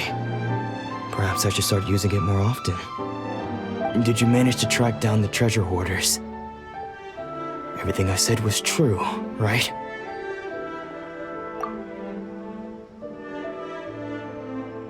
That just about sums it up. It turns out that you really were distributing emergency provisions, but they were all purchased at your own expense. Strange. Is that really the kind of person I was? I don't really have any such recollection. Even after all you've told me, I still don't remember anything. Why was I purchasing emergency provisions for everyone? And why would I put myself in such a difficult situation? I really don't understand. But I cannot deny that when I brandished my sword to scare those two away, I could sense that my body was somehow reluctant to do so.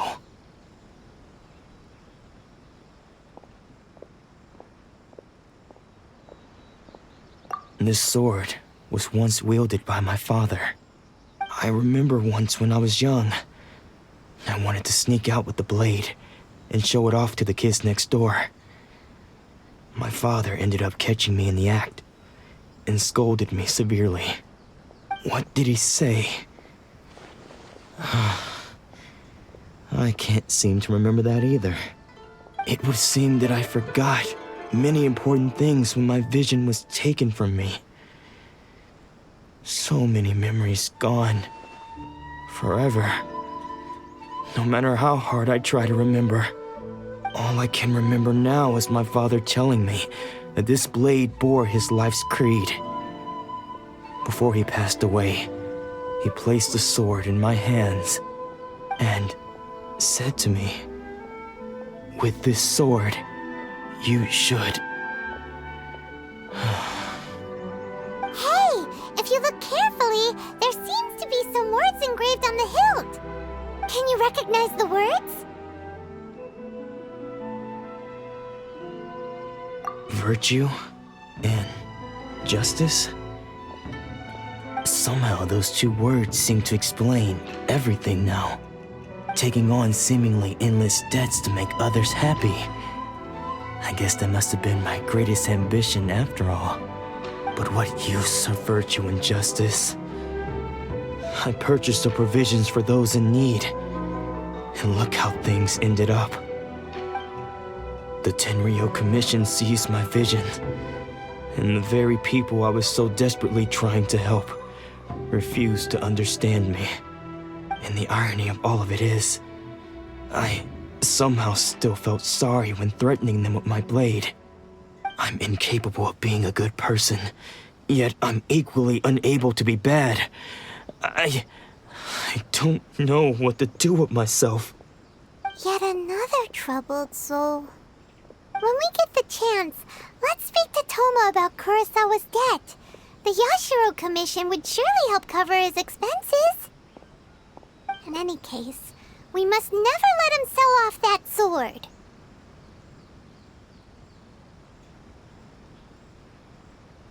Yeah, seems like losing losing all ambition is a terrible experience. Fortunately for us, you don't have a vision. Let's go find the next poor soul.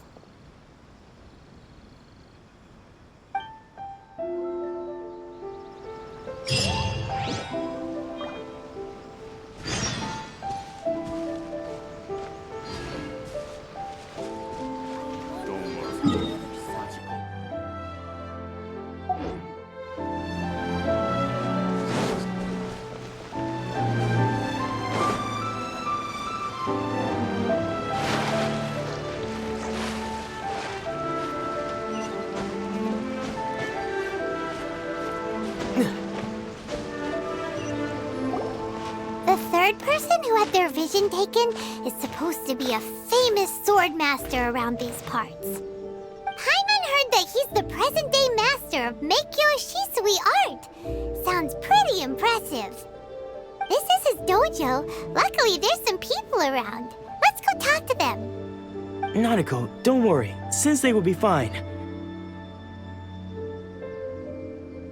Those thugs that challenged the dojo were strong, but he fought them all off in the end, didn't he? Maybe, but I'm still worried about him. Things have gotten dangerous before in the past, but it's never shaken him. This time, though... It's just because he's been possessed, that's all. Once the exorcism has taken place, he'll be right as rain in no time. Hey there! Did something happen? Who are you? I don't care whether you're trespassers or just here to harass us while Sensei is impaired. Get out of here immediately! Don't make me draw my blade, or you won't live to regret it. No! You got it so wrong! We just came here to... Disciples? Yep. We've heard all about the mighty master of Meikyo Shisui art. It's the whole reason we came all this way, to seek him out and ask him to train us.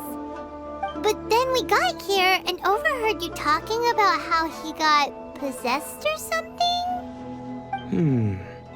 From the way you're dressed, it doesn't look like you're from around here. Please, accept my apologies. We've had so many people trying to cause us trouble recently that we're on high alert. You haven't arrived at the best of times, I'm afraid. Sensei got possessed recently, and he's still recovering. He's not able to take on any new disciples for the time being.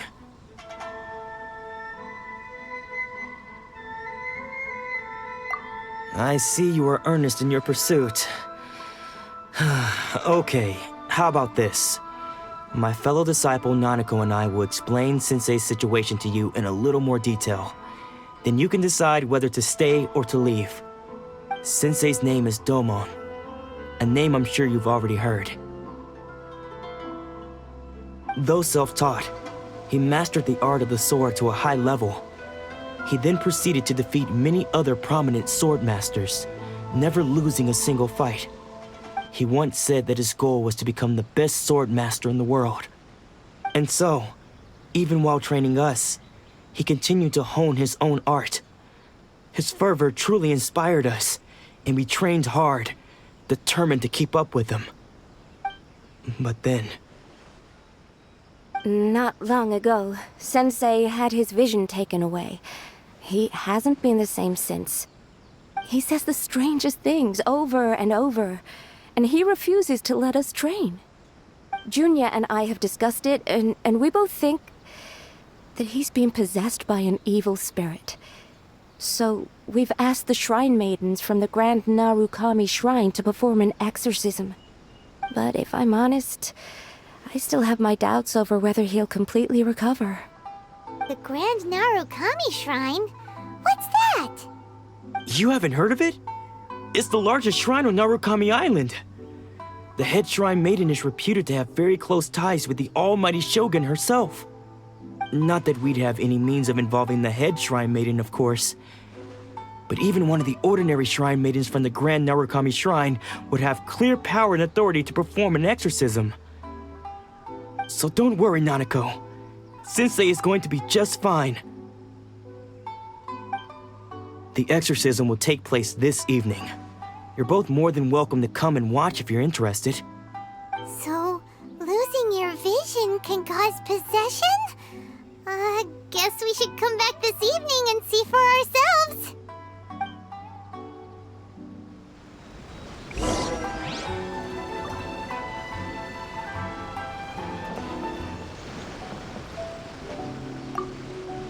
Shh.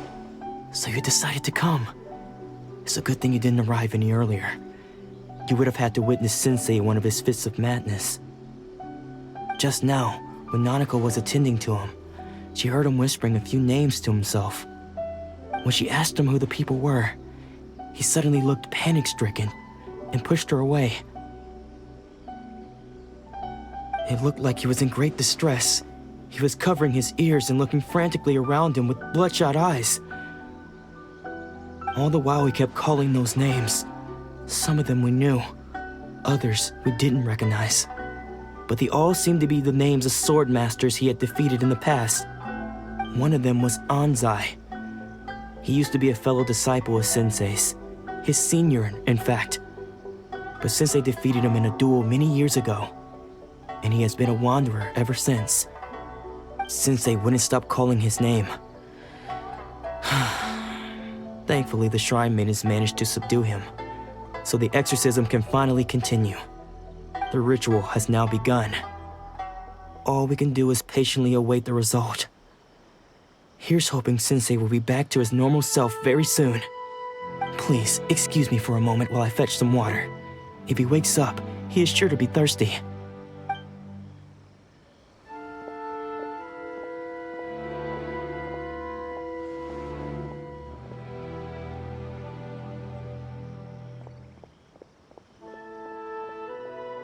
Huh? Who's that sneaking around? Uh-oh.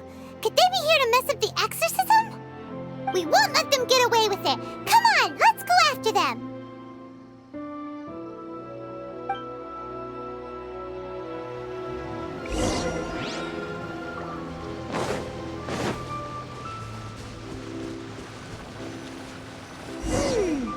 Seems they aren't here. Should we keep going further up?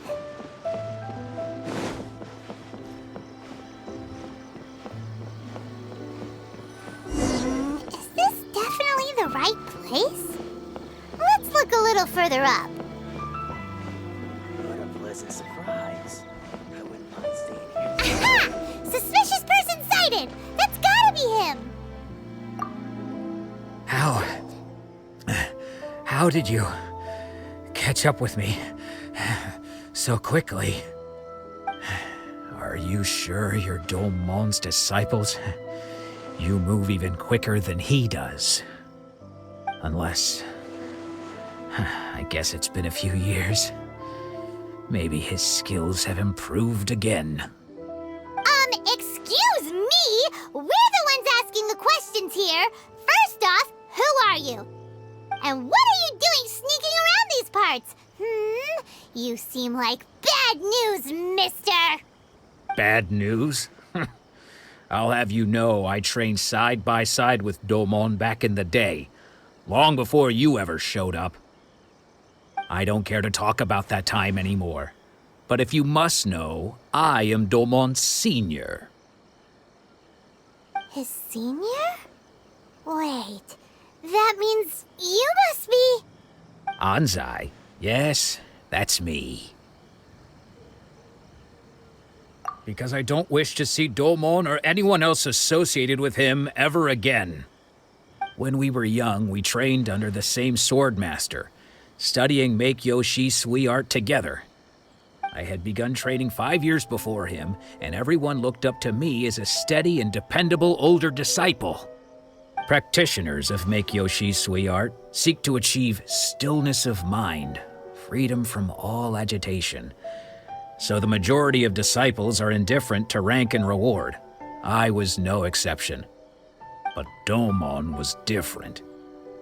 The first thing he did when he joined was go straight to our sensei and ask him, with a beaming smile on his face, how to become the best in the world. Sensei scolded him and told him that the art of the sword should not be used for such vain ends. Sensei said that coveting the title of the best sword master, barely days into his training, showed that he had a fickle mind, and that this would impede him from ever mastering the blade. I thought so too at the time, but Domon began making swift progress in his training and even started catching up with me. Only then did I realize that it was Domon who had long since freed his mind from all agitation. He was consumed by his singular desire to become the best in the world. He sought nothing less than perfection in the art of the sword, and nothing could deter him from this goal, no matter what stood in his way. Sure sounds like he meant business. So how come you don't want to ever see him again? Because until he arrived, I was convinced that I would succeed our sensei as the master of Meikyo Shisui art. Of all the disciples, I was the most gifted. I had trained the longest. Everyone had high expectations for me. Domon's arrival changed everything. When we sparred, I lost not just the match, but my pride and my status too. I fled the dojo that day and never looked back. Later, I heard that he sparred with Sensei too. Sensei was advanced in years by then, and unfortunately that match used up every last ounce of energy in his body. After that, I wanted nothing further to do with him. Deep down, though, I still respected his mastery of the blade and his commitment to the art of the sword. So, when I heard rumors that he had lost his mind, my first reaction was to dismiss them as false. How could he, of all people, have lost his mind? His mind was the sharpest of them all. He had practiced Meikyo Shisui art to perfection. I decided to quietly come and see if it were true. Then, to my complete astonishment, I heard him call my name. I thought mine was a name he had long since forgotten. So you see, I came here not to cause him any harm. I just wanted to see for myself. Okay, you've heard my story. You should get back now. The exorcism is probably finishing. Seems like we got it wrong this time. He wasn't here to mess up the exorcism at all. Still, Paimon's not sure we should bring him back with us. Let's go see how the exorcism's coming along.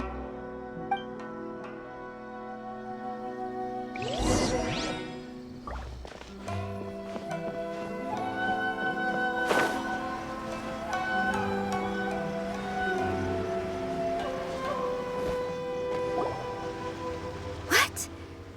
You're saying he isn't possessed? Does that mean that he's just lost his mind? But how is that possible? No, I refuse to believe it. Something's clearly wrong. Nanako, please, try not to get agitated. I am sorry. With what powers I have, I can find no sign of any malignant spirit having possessed Domon. But spirits may take a myriad of forms in this world, many of which I cannot claim to have witnessed myself. Thus, I dare not rule out possession with complete certainty. And all is certainly not lost, for I received word not long ago that Lady Yai has taken an interest in your sensei's case. Lady Yai? Is that the same Lady Yai that I think you mean? The head shrine maiden of the Grand Narukami Shrine? That's wonderful news! Then Sensei will be sure to recover. Correct. Lady Yai is most knowledgeable indeed, and has abundant experience in the exorcism of evil spirits and aversion of great calamities. I am unable to say for certain whether an evil spirit has possessed your sensei, but Lady Yai can give a conclusive verdict.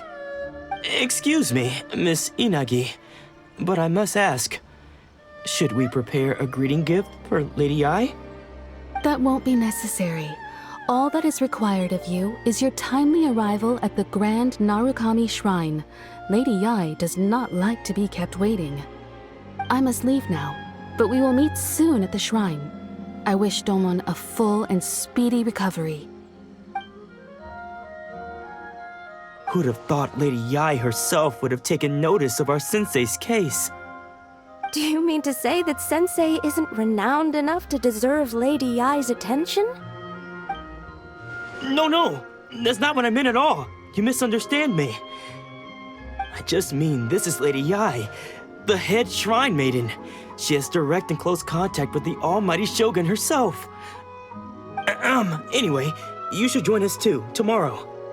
Given that you've traveled all this way just to meet our sensei, we, the disciples of Meikyo Shisui Art, will do our best to help you. Sure! After all, everyone seems pretty excited about Lady Yai. We're curious to meet her too. Who knows? Maybe we'll be able to find out a thing or two about the Raiden children from her.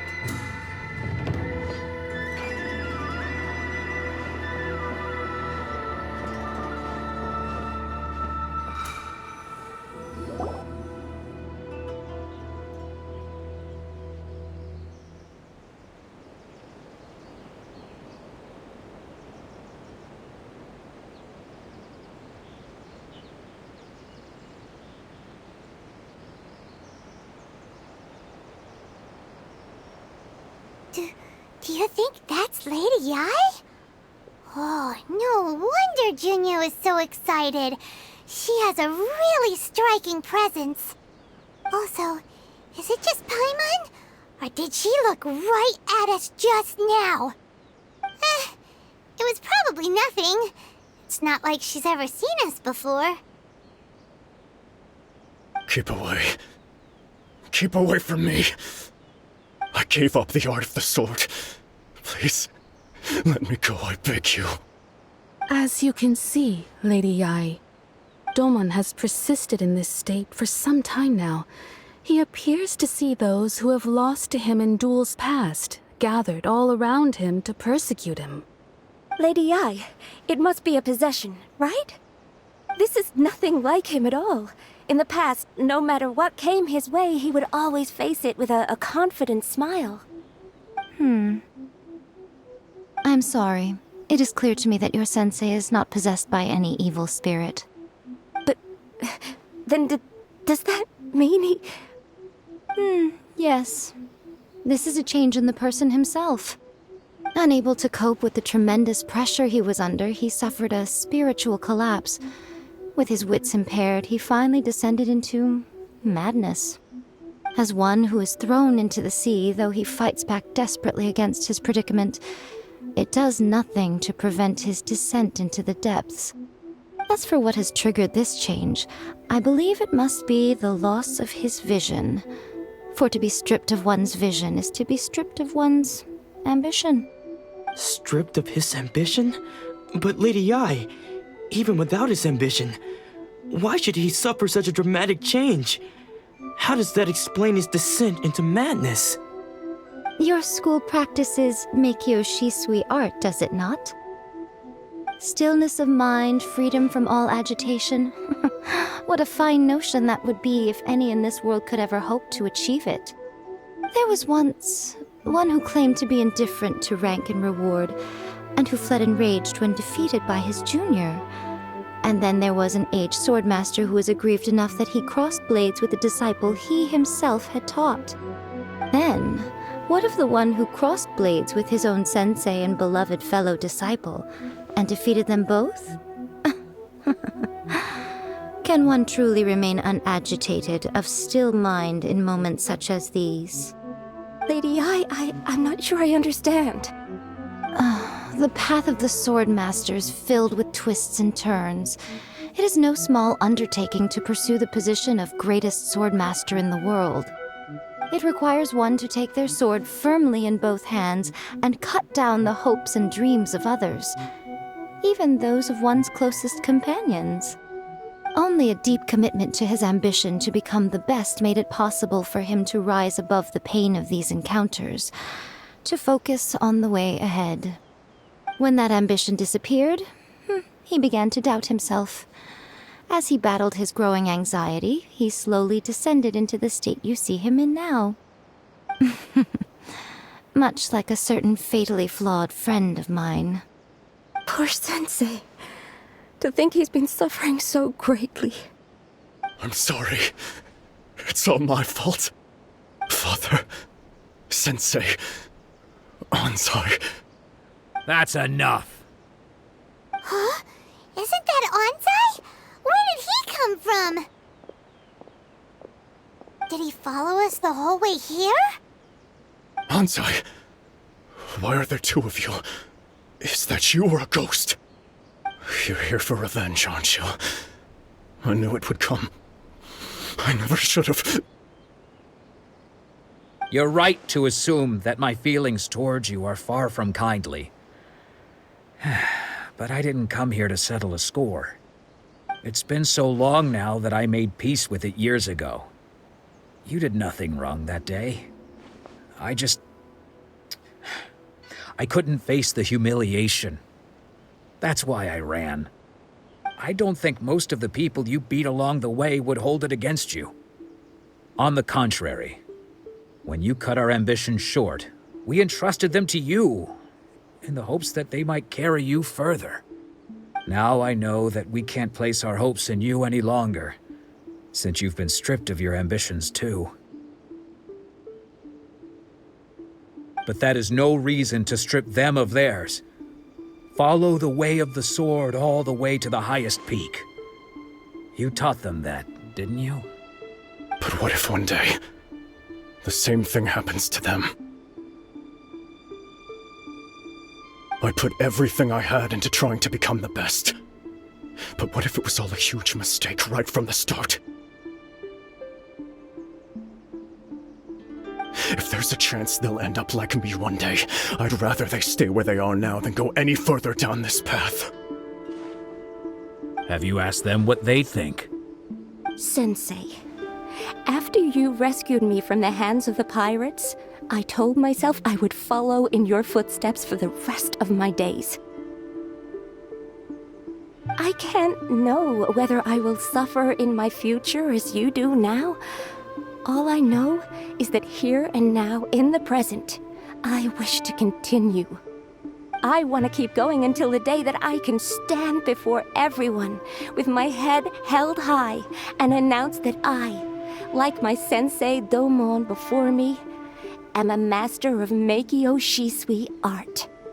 Nanako's far from the only one. Actually, all of us think that way. Goodness. Well, You see? You can place the ambition you once had in their hands. Being stripped of your ambition is something that's never happened to me, so I can't claim to understand it. But I do know what it feels like to have your ambitions crushed. That's what happened on the day that you so effortlessly defeated me.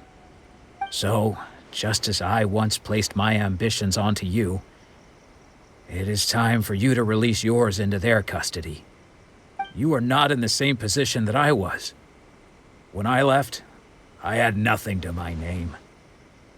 But you have a great number of worthy disciples. I understand. I'm sorry to have made you worry for me, and for the state of Meikyo Shisui art. I no longer have the resolve to become the best in the world. The emptiness and suffering inside of me will not abate, so I cannot hope to still my mind and be free of agitation. But as your sensei, I shall commit to imparting unto you everything I have learned in my life so far. This is my promise. And I humbly ask Anzai, my senior, to hold me to my word. You can count on that.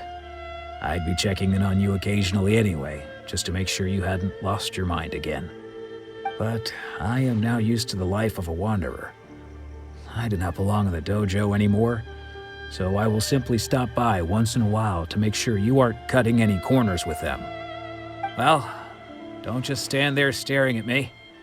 Say thank you to Lady Yai and then get yourself back home.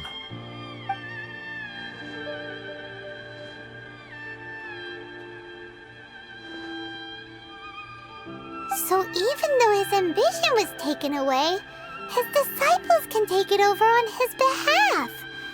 Guess that sort of solves this one, huh?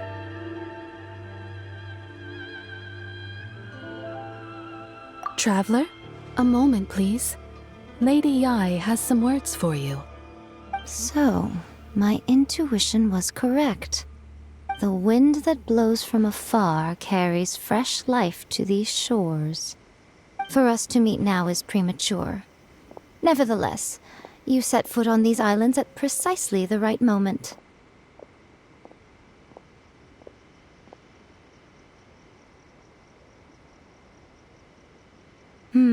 I have high hopes for you, child. Don't disappoint me. Ooh, Lady Yai seems to have taken a real interest in you. She seems super mysterious. Paimon's so curious what she really meant by all that. We can come back to it another time. For now, we should go report back to Miss Kamisato. Of the Archon, or the blossoms of the sacred sakura bloom eternally.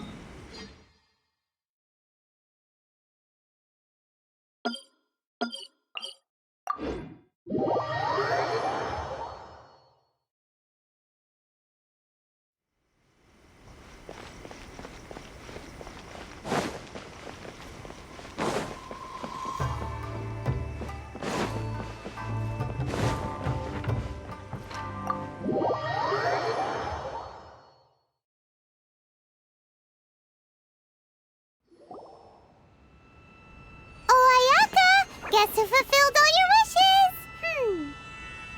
Huh? Ayaka! Huh? Huh?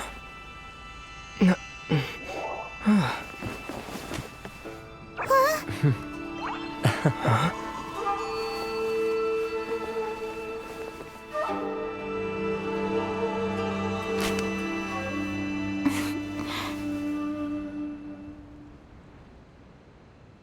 Traveler, Paimon, it is a pleasure to finally meet you both face to face. I have heard all about how you helped our three friends. My sincerest thanks to you. Yeah, short of getting them their visions back, it seems like there's no way to really help them. Ayaka, how come this time you get to come out and meet us in person?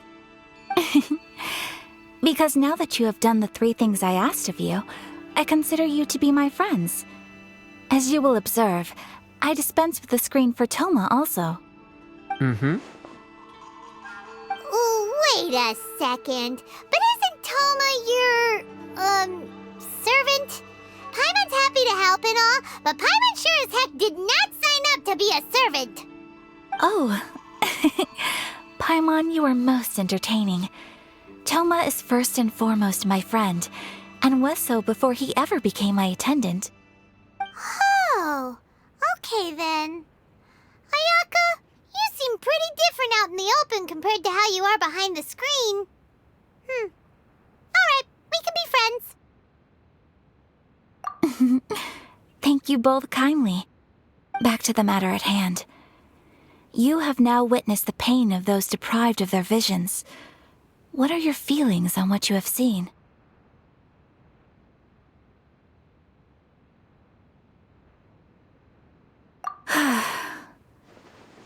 Perhaps in the eyes of a deity such as the almighty Shogun, the lives of those who inhabit the world are inconsequential.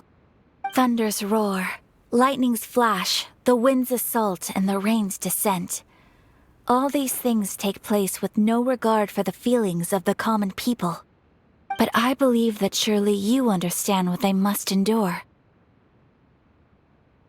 It seems that perhaps now you can appreciate my feelings on all of this. In which case, perhaps you would be willing to reconsider your stance?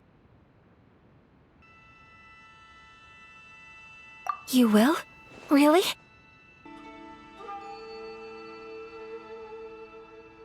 Naturally. All right, bravo, my lady. You were right all along. See?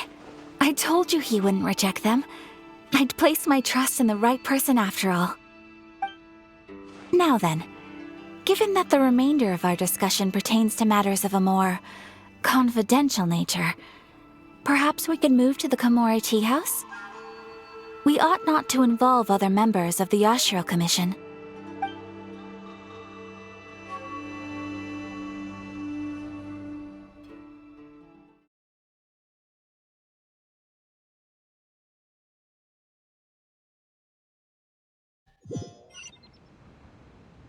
Well, here we are again. Please continue without me. I'll keep watch. So, what's the deal with this place anyway? What makes it your favorite meeting spot? This is land that was gifted to the Yashiro Commission by the Shogun. The Kamisato clan has the exclusive right to plan, build, and repair any property on this land, and even to allow or deny access. Such privileges exist due to the Yashiro Commission's role in managing ceremonial affairs. Oftentimes, it is not appropriate to discuss details in front of bystanders. Oh, Paimon gets it! Gotta keep a bit of mystery, right? Once the number of ceremonial affairs conducted in the city began to decline, our forebears built a tea house here. Only members of the Yashiro Commission are permitted to come and go as they please. Makes sense. Perfect place for a secret base. In any case, we can talk freely here. I presume you have a few questions that you wish to ask me?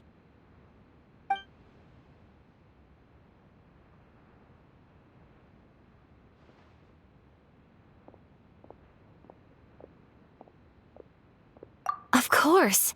We have tried on numerous occasions.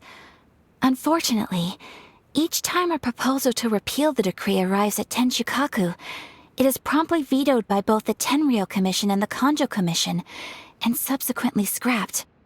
They invariably adopt a stance of unconditional support for the Shogun's decisions. They have no interest in discussing anything.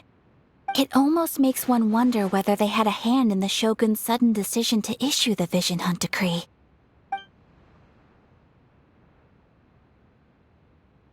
The almighty Shogun.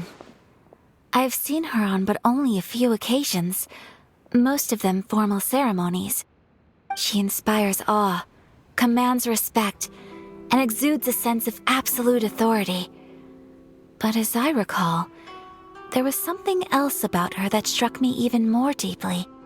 It was her almost complete lack of any emotion.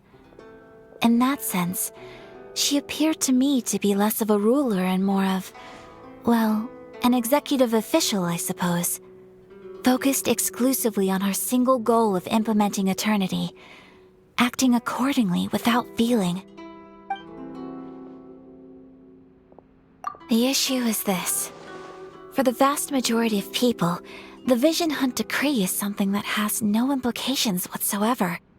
After all, it is but a tiny minority of people who receive visions.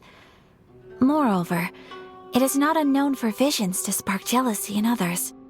Because of this, the attitude of most people towards the Vision Hunt decree is one of indifference. How can they be like that? Paimon's getting mad. Nevertheless, in addition to us, there is also the resistance on Watatsumi Island. Resistance? You mean like an army fighting against the decree? Yes. Many who have lost or fear losing their visions have rallied together under Sangonomiya on Watatsumi Island to form a resistance group.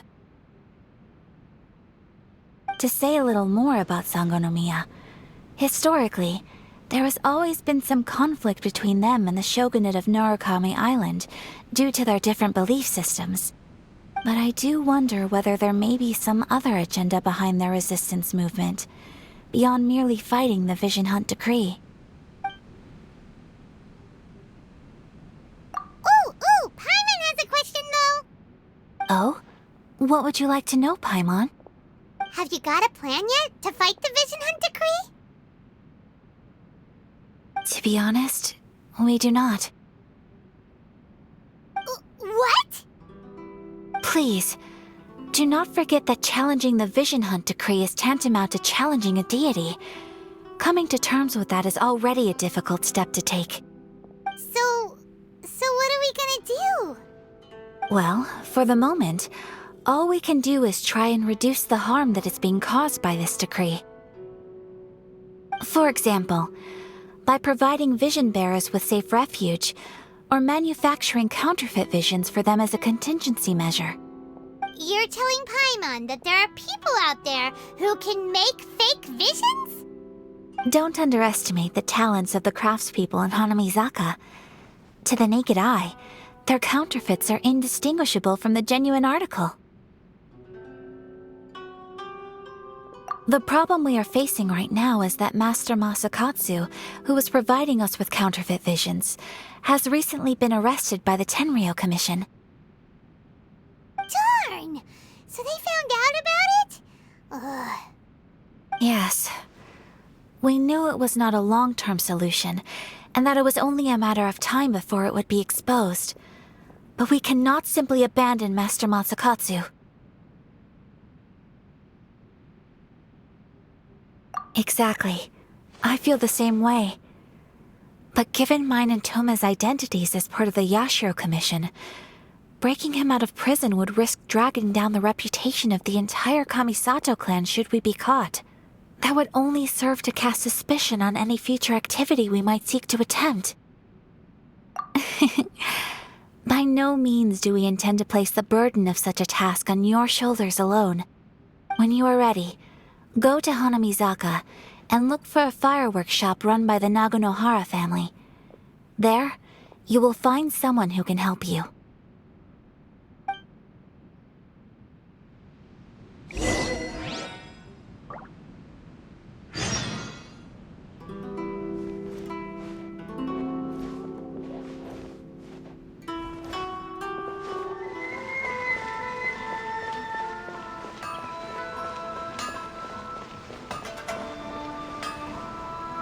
Just hand it over. You don't want any trouble with me. If you think your elemental powers are enough to resist the Vision Hunt decree, then you'd better think again.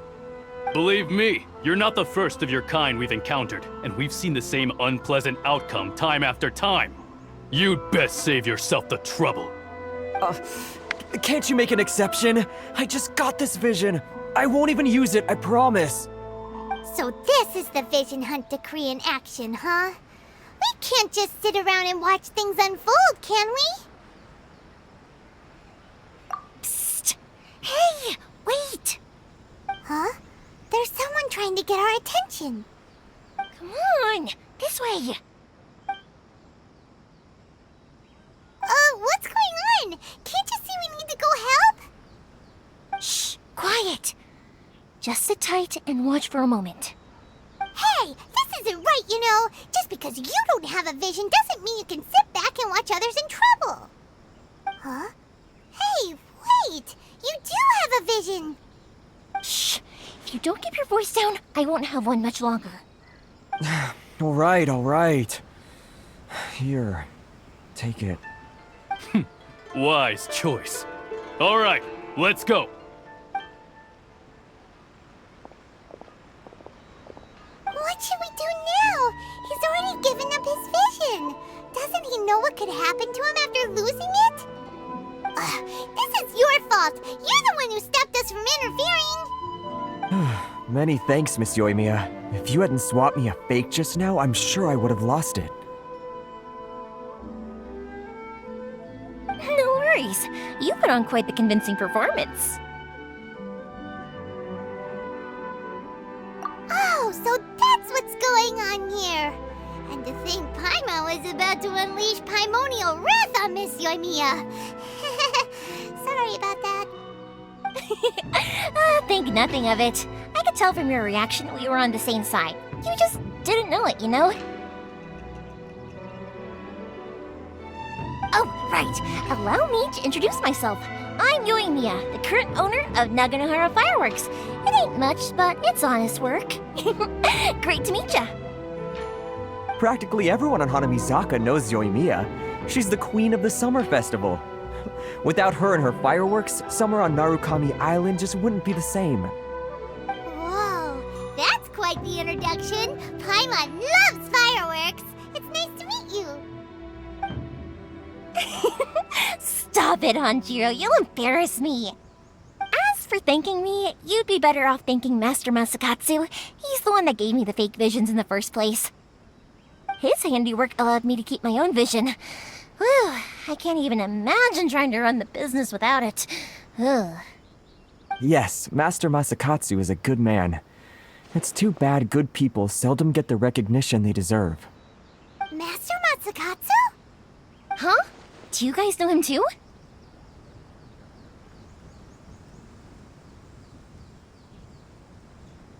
You don't say! Then it sounds like the Shirasagi Himegimi has a plan. Awesome! I've been thinking about breaking him out too recently. But if I just march straight in there by myself, I'd probably get Miss Kamisato in a whole heap of trouble. So, what about if I join you instead? Sure, welcome to the team. Ayaka told us to go look for help at a fireworks shop. She must have meant you. Seems like I finally got a new job to do. Besides hiding vision bearers in my shop, that is. So, Master Masakatsu is being held at the police station. I've already surveyed the area and found a way in. Whoa, talk about a reliable source. Seems we've got the right person on our team. Not bad, huh? Let's go as soon as everyone's ready. Don't worry, Master Masakatsu. We're on our way. Time to break him out!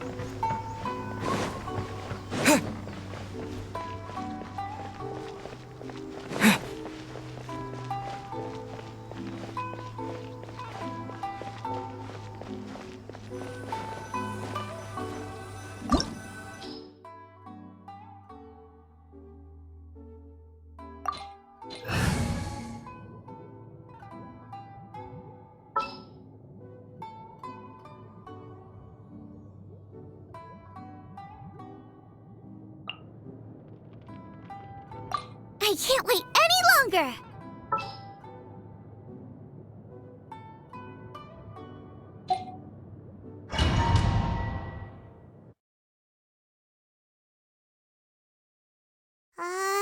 Now that we're inside, this place is a whole lot creepier than Paimon imagined.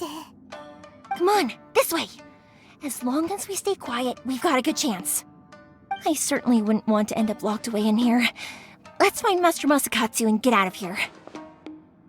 We should split up. I've got a little present to prepare for Master Masakatsu. I'll be right back. You sure? Alright then. Just be careful not to get caught. Yes, you too.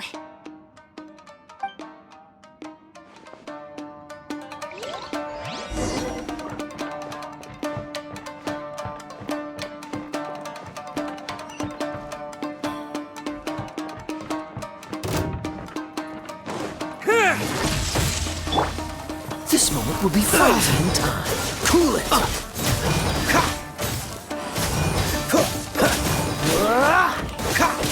Dodge this!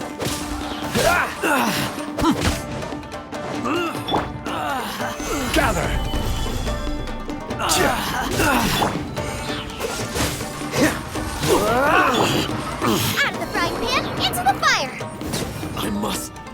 Withdraw.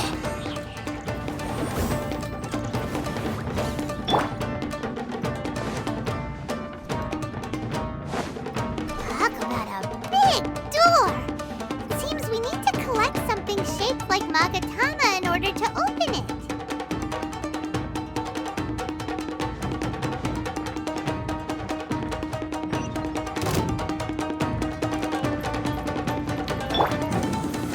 Solidify!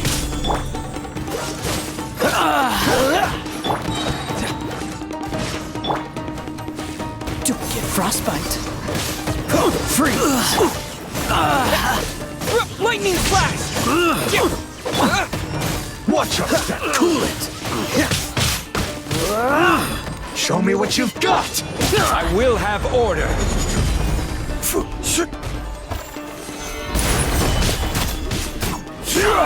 Withdraw. Dodge this.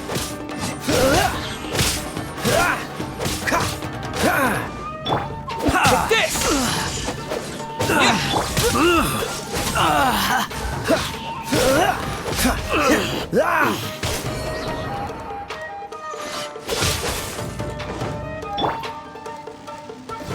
Stabilize. I must withdraw.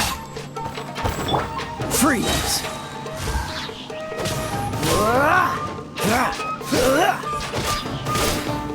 Booba, get them! Allow me. Strike first! Here!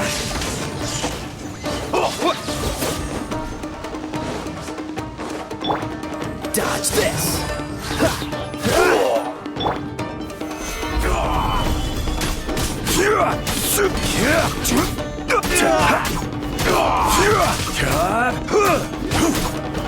Watch your step! Open! Bested!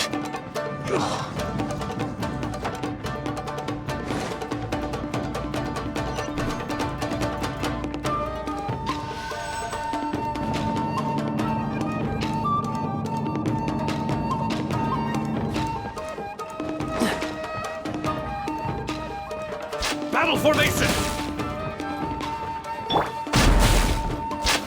Solidify! Cool it. Soldiers!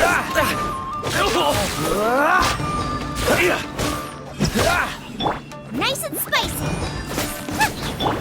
Lightning flash!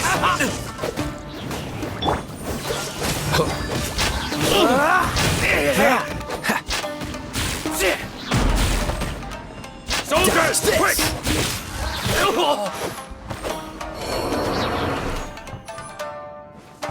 This wall looks a bit odd.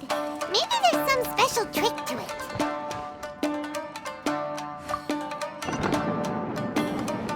These guys seem a lot tougher than usual. Paimon wonders if that armor over there has anything to do with the source of their strength.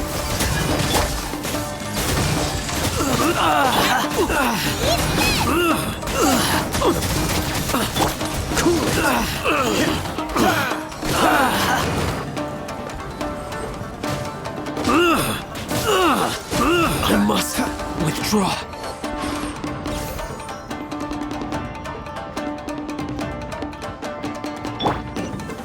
Stabilize! Brace yourself! Get them! Dodge this. Show me what you got! Booba, get them! Freeze.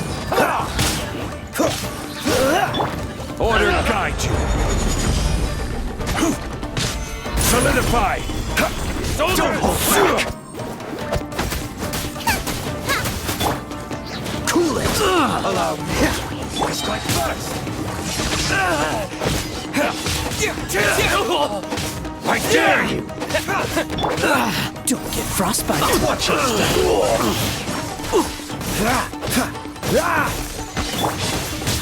Gather! Don't hold back!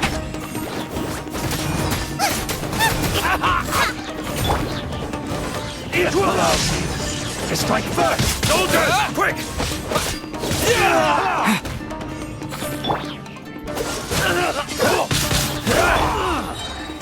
Stabilize!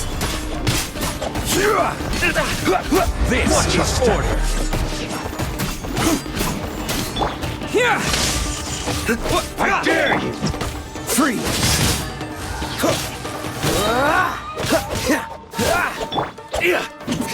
Solidify! I won't forget this. Nice and spicy. Don't hold back! Lightning flash! Dodge this! Allow me. It's like watch your step. You're toast! This moment will be frozen in time. Thunderclap! Bastard. I need to train harder.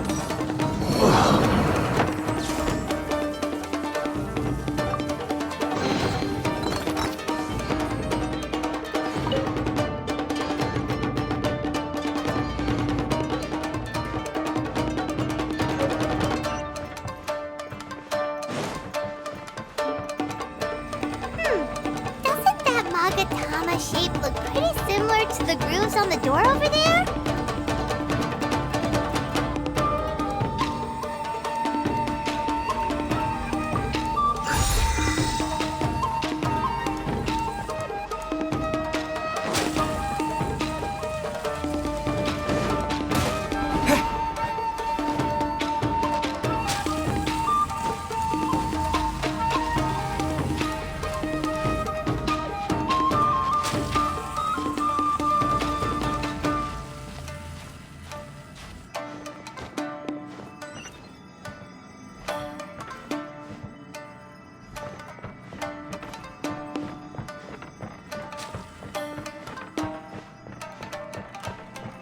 Brace yourself, lesson.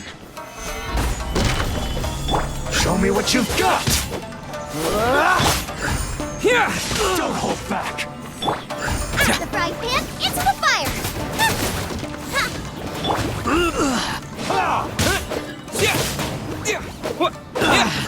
Freeze! Order guide you. Gather! Cool it! Nice and spicy! I'll spare nothing!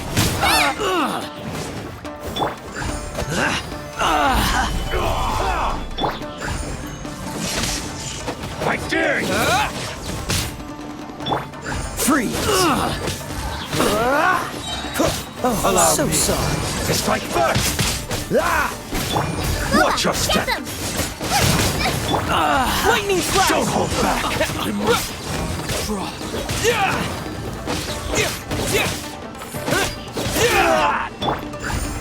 Solidify!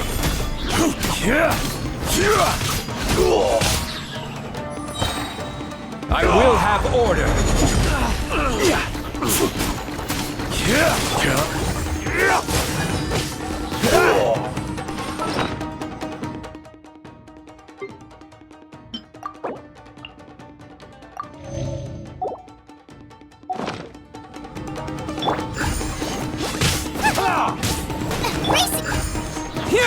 I dare you! Show me what you got!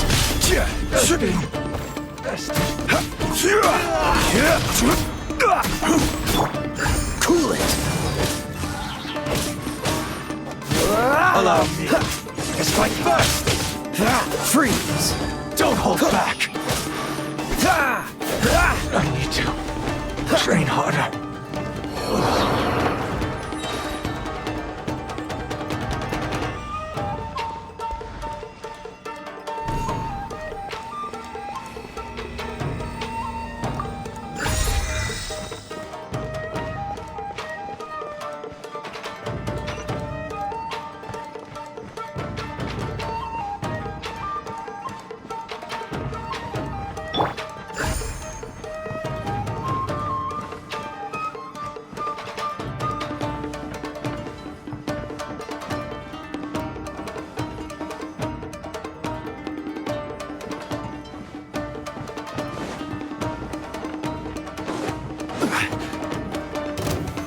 Solidify! Cool it! Take this!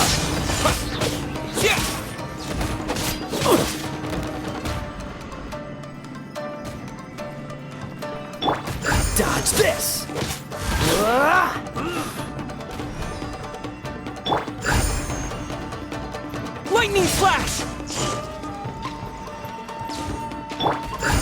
Freeze! I must withdraw.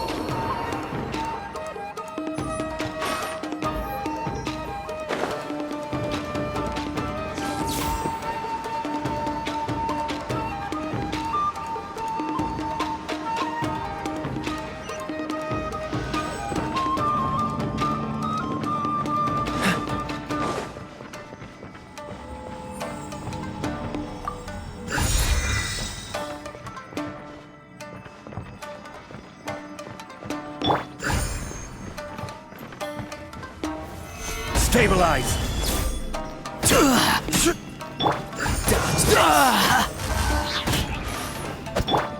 Here! Freeze!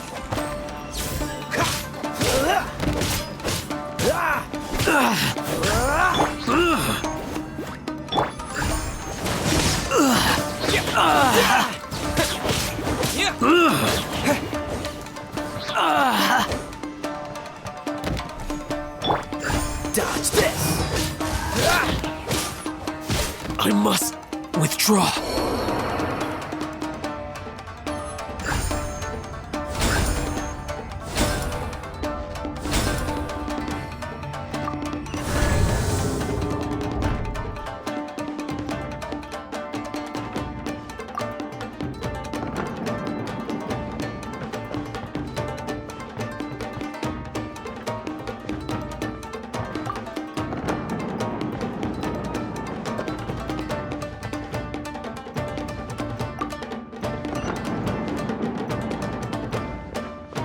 What's the hurry?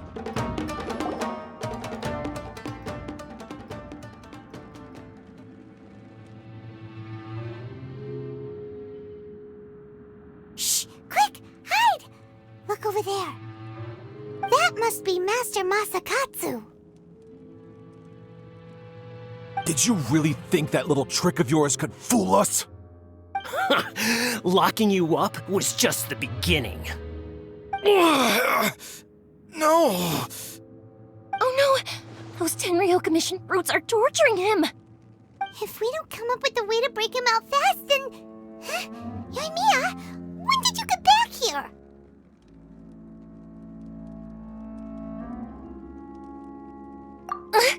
I can't bear to watch. If anything happens to Master Masakatsu, our whole plan will have been for nothing.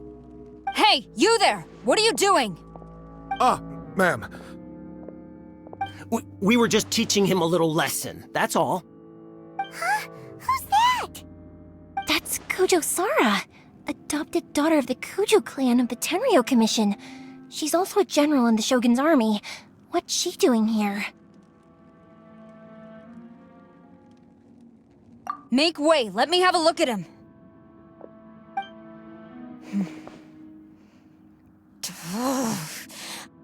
I'm sure you're well aware that torture is strictly against military regulations. Yes, ma'am. If you are unashamed of such disgraceful action, then you are also unworthy of the Tenryou Commission itself. Do I make myself clear? Yes, ma'am. It won't happen again.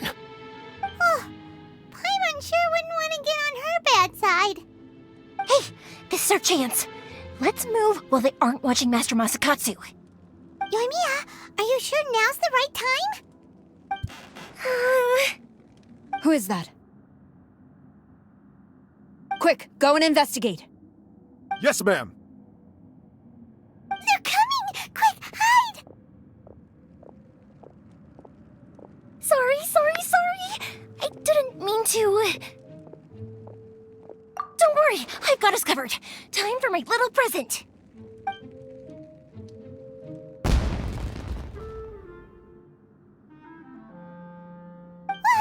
Fireworks! Huh? Was that an explosion? It sounded like fireworks. Quick, let's hurry!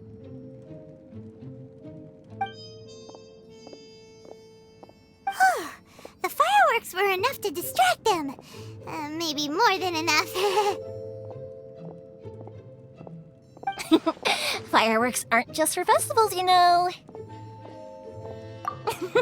I was particularly proud of this batch. I decided to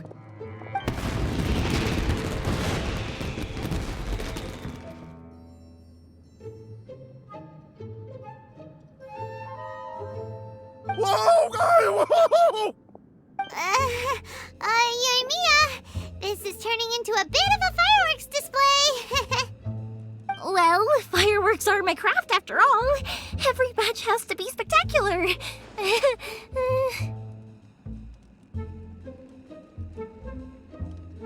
Look, the coast is clear. Now's our chance.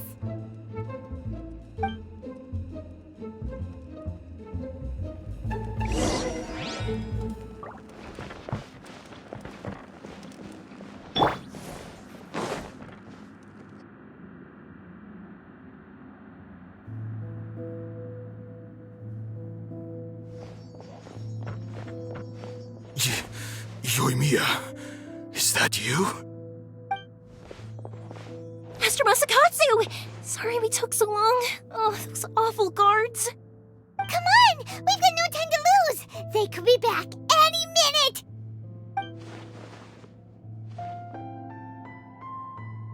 Oh. Yes, leave. Before I let my judgment get the better of me. He's in serious condition. Be sure he gets immediate medical attention. But remember, once he's recovered, it won't be long until I bring him right back. Well... You can bet we'll do all we can to keep that from happening. Leave this place.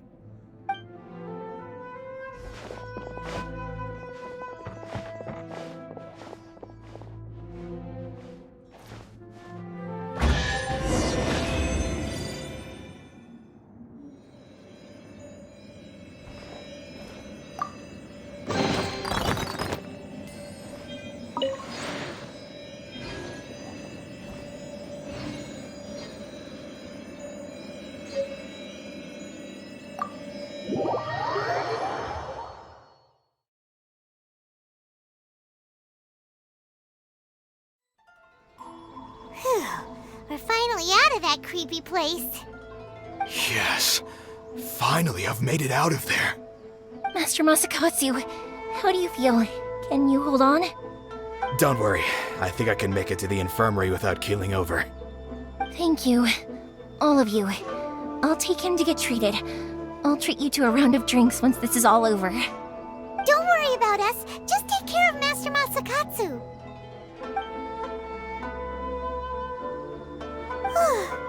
Good thing we were able to rescue him.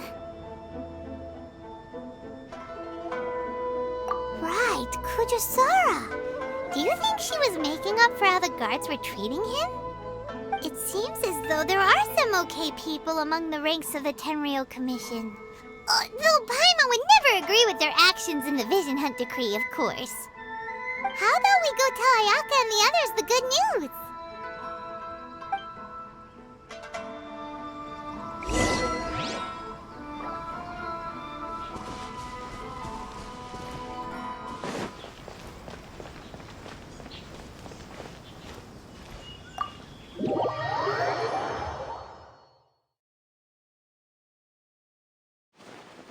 I see.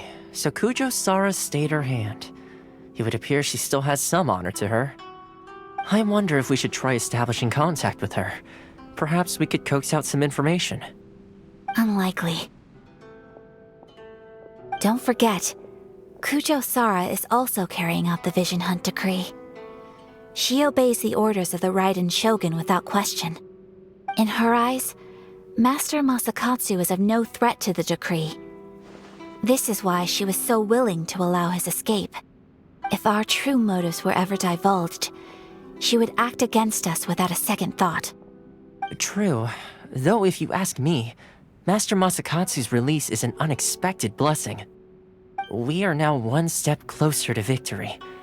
And we couldn't have done it without Euthymia and the Traveler. You're turning out to be even more reliable than we expected. Don't mention it. Indeed.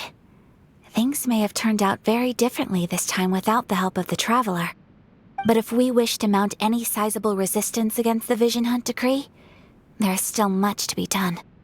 It is time we make ready our next set of plans. There's no need to rush, my lady. things seem to have taken a turn for the better at least. Not only have we rescued Master Masakatsu, but our list of allies appears to be growing. Yes, which reminds me. The Tenryou Commission seems to be making preparations for a celebration. They call it a ceremony of sorts. And the number of samurai out enforcing the Vision Hunt decree seems to be waning. The days ahead may be more peaceful than usual. A ceremony, you say? Why would such a task be left to the Tenryou Commission? I don't know, but I'm sure it has nothing to do with us. Anyway, with the Tenryou Commission busy with preparations, we should have a little more breathing room than usual. You do present a good point. Being in a constant state of alert will only tire us further. Perhaps a period of rest is in order. Toma, what would you suggest? I'd say a celebratory feast is in order. Might I suggest an evening of hot pot together? Funny enough, I learned a new hot pot game recently. I'm sure you'll find it quite amusing. A hot pot game? What's that? Well, as long as it has to do with eating. Simply put, every person prepares an ingredient to add to the hot pot. Once the meal begins, we add all the ingredients together. Then we take it in turns to close our eyes, pick an ingredient out of the pot, taste it, and guess whose ingredient it was. Anyone who guesses correctly can go again, and whoever finishes the meal with the most points is declared the winner. Tradition even has it that the winner receives blessings from the god of hot pot. Don't you think it sounds like fun? I've been wanting to give it a try. In fact, I've already got my ingredients prepared. You really do want to play, huh? Well, sounds like we've got our work cut out for us. Time to gather some ingredients. But what should we choose?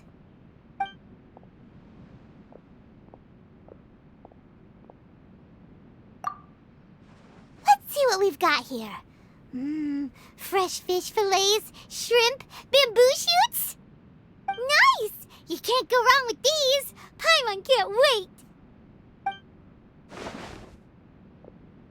Paimon never thought we'd be the only ones to actually put anything edible into the pot. Don't go wasting the rest now. This was possibly the scariest looking hot pot Paimon's ever seen. Fortunately, Toma ended up eating all the weird stuff. You can say that again. But hey, at least I got the most points. Oh, wait a moment. That doesn't feel good. I'm afraid it's your own fault for adding all those strange ingredients, Toma. The soup flavor wasn't quite the same afterwards. Even with the traveler's normal ingredients, I still couldn't guess any of them correctly. But weren't you the one who added those little cakes, Ayaka? I think the traveler ended up eating one. Boiling cakes in hot pot? Ugh.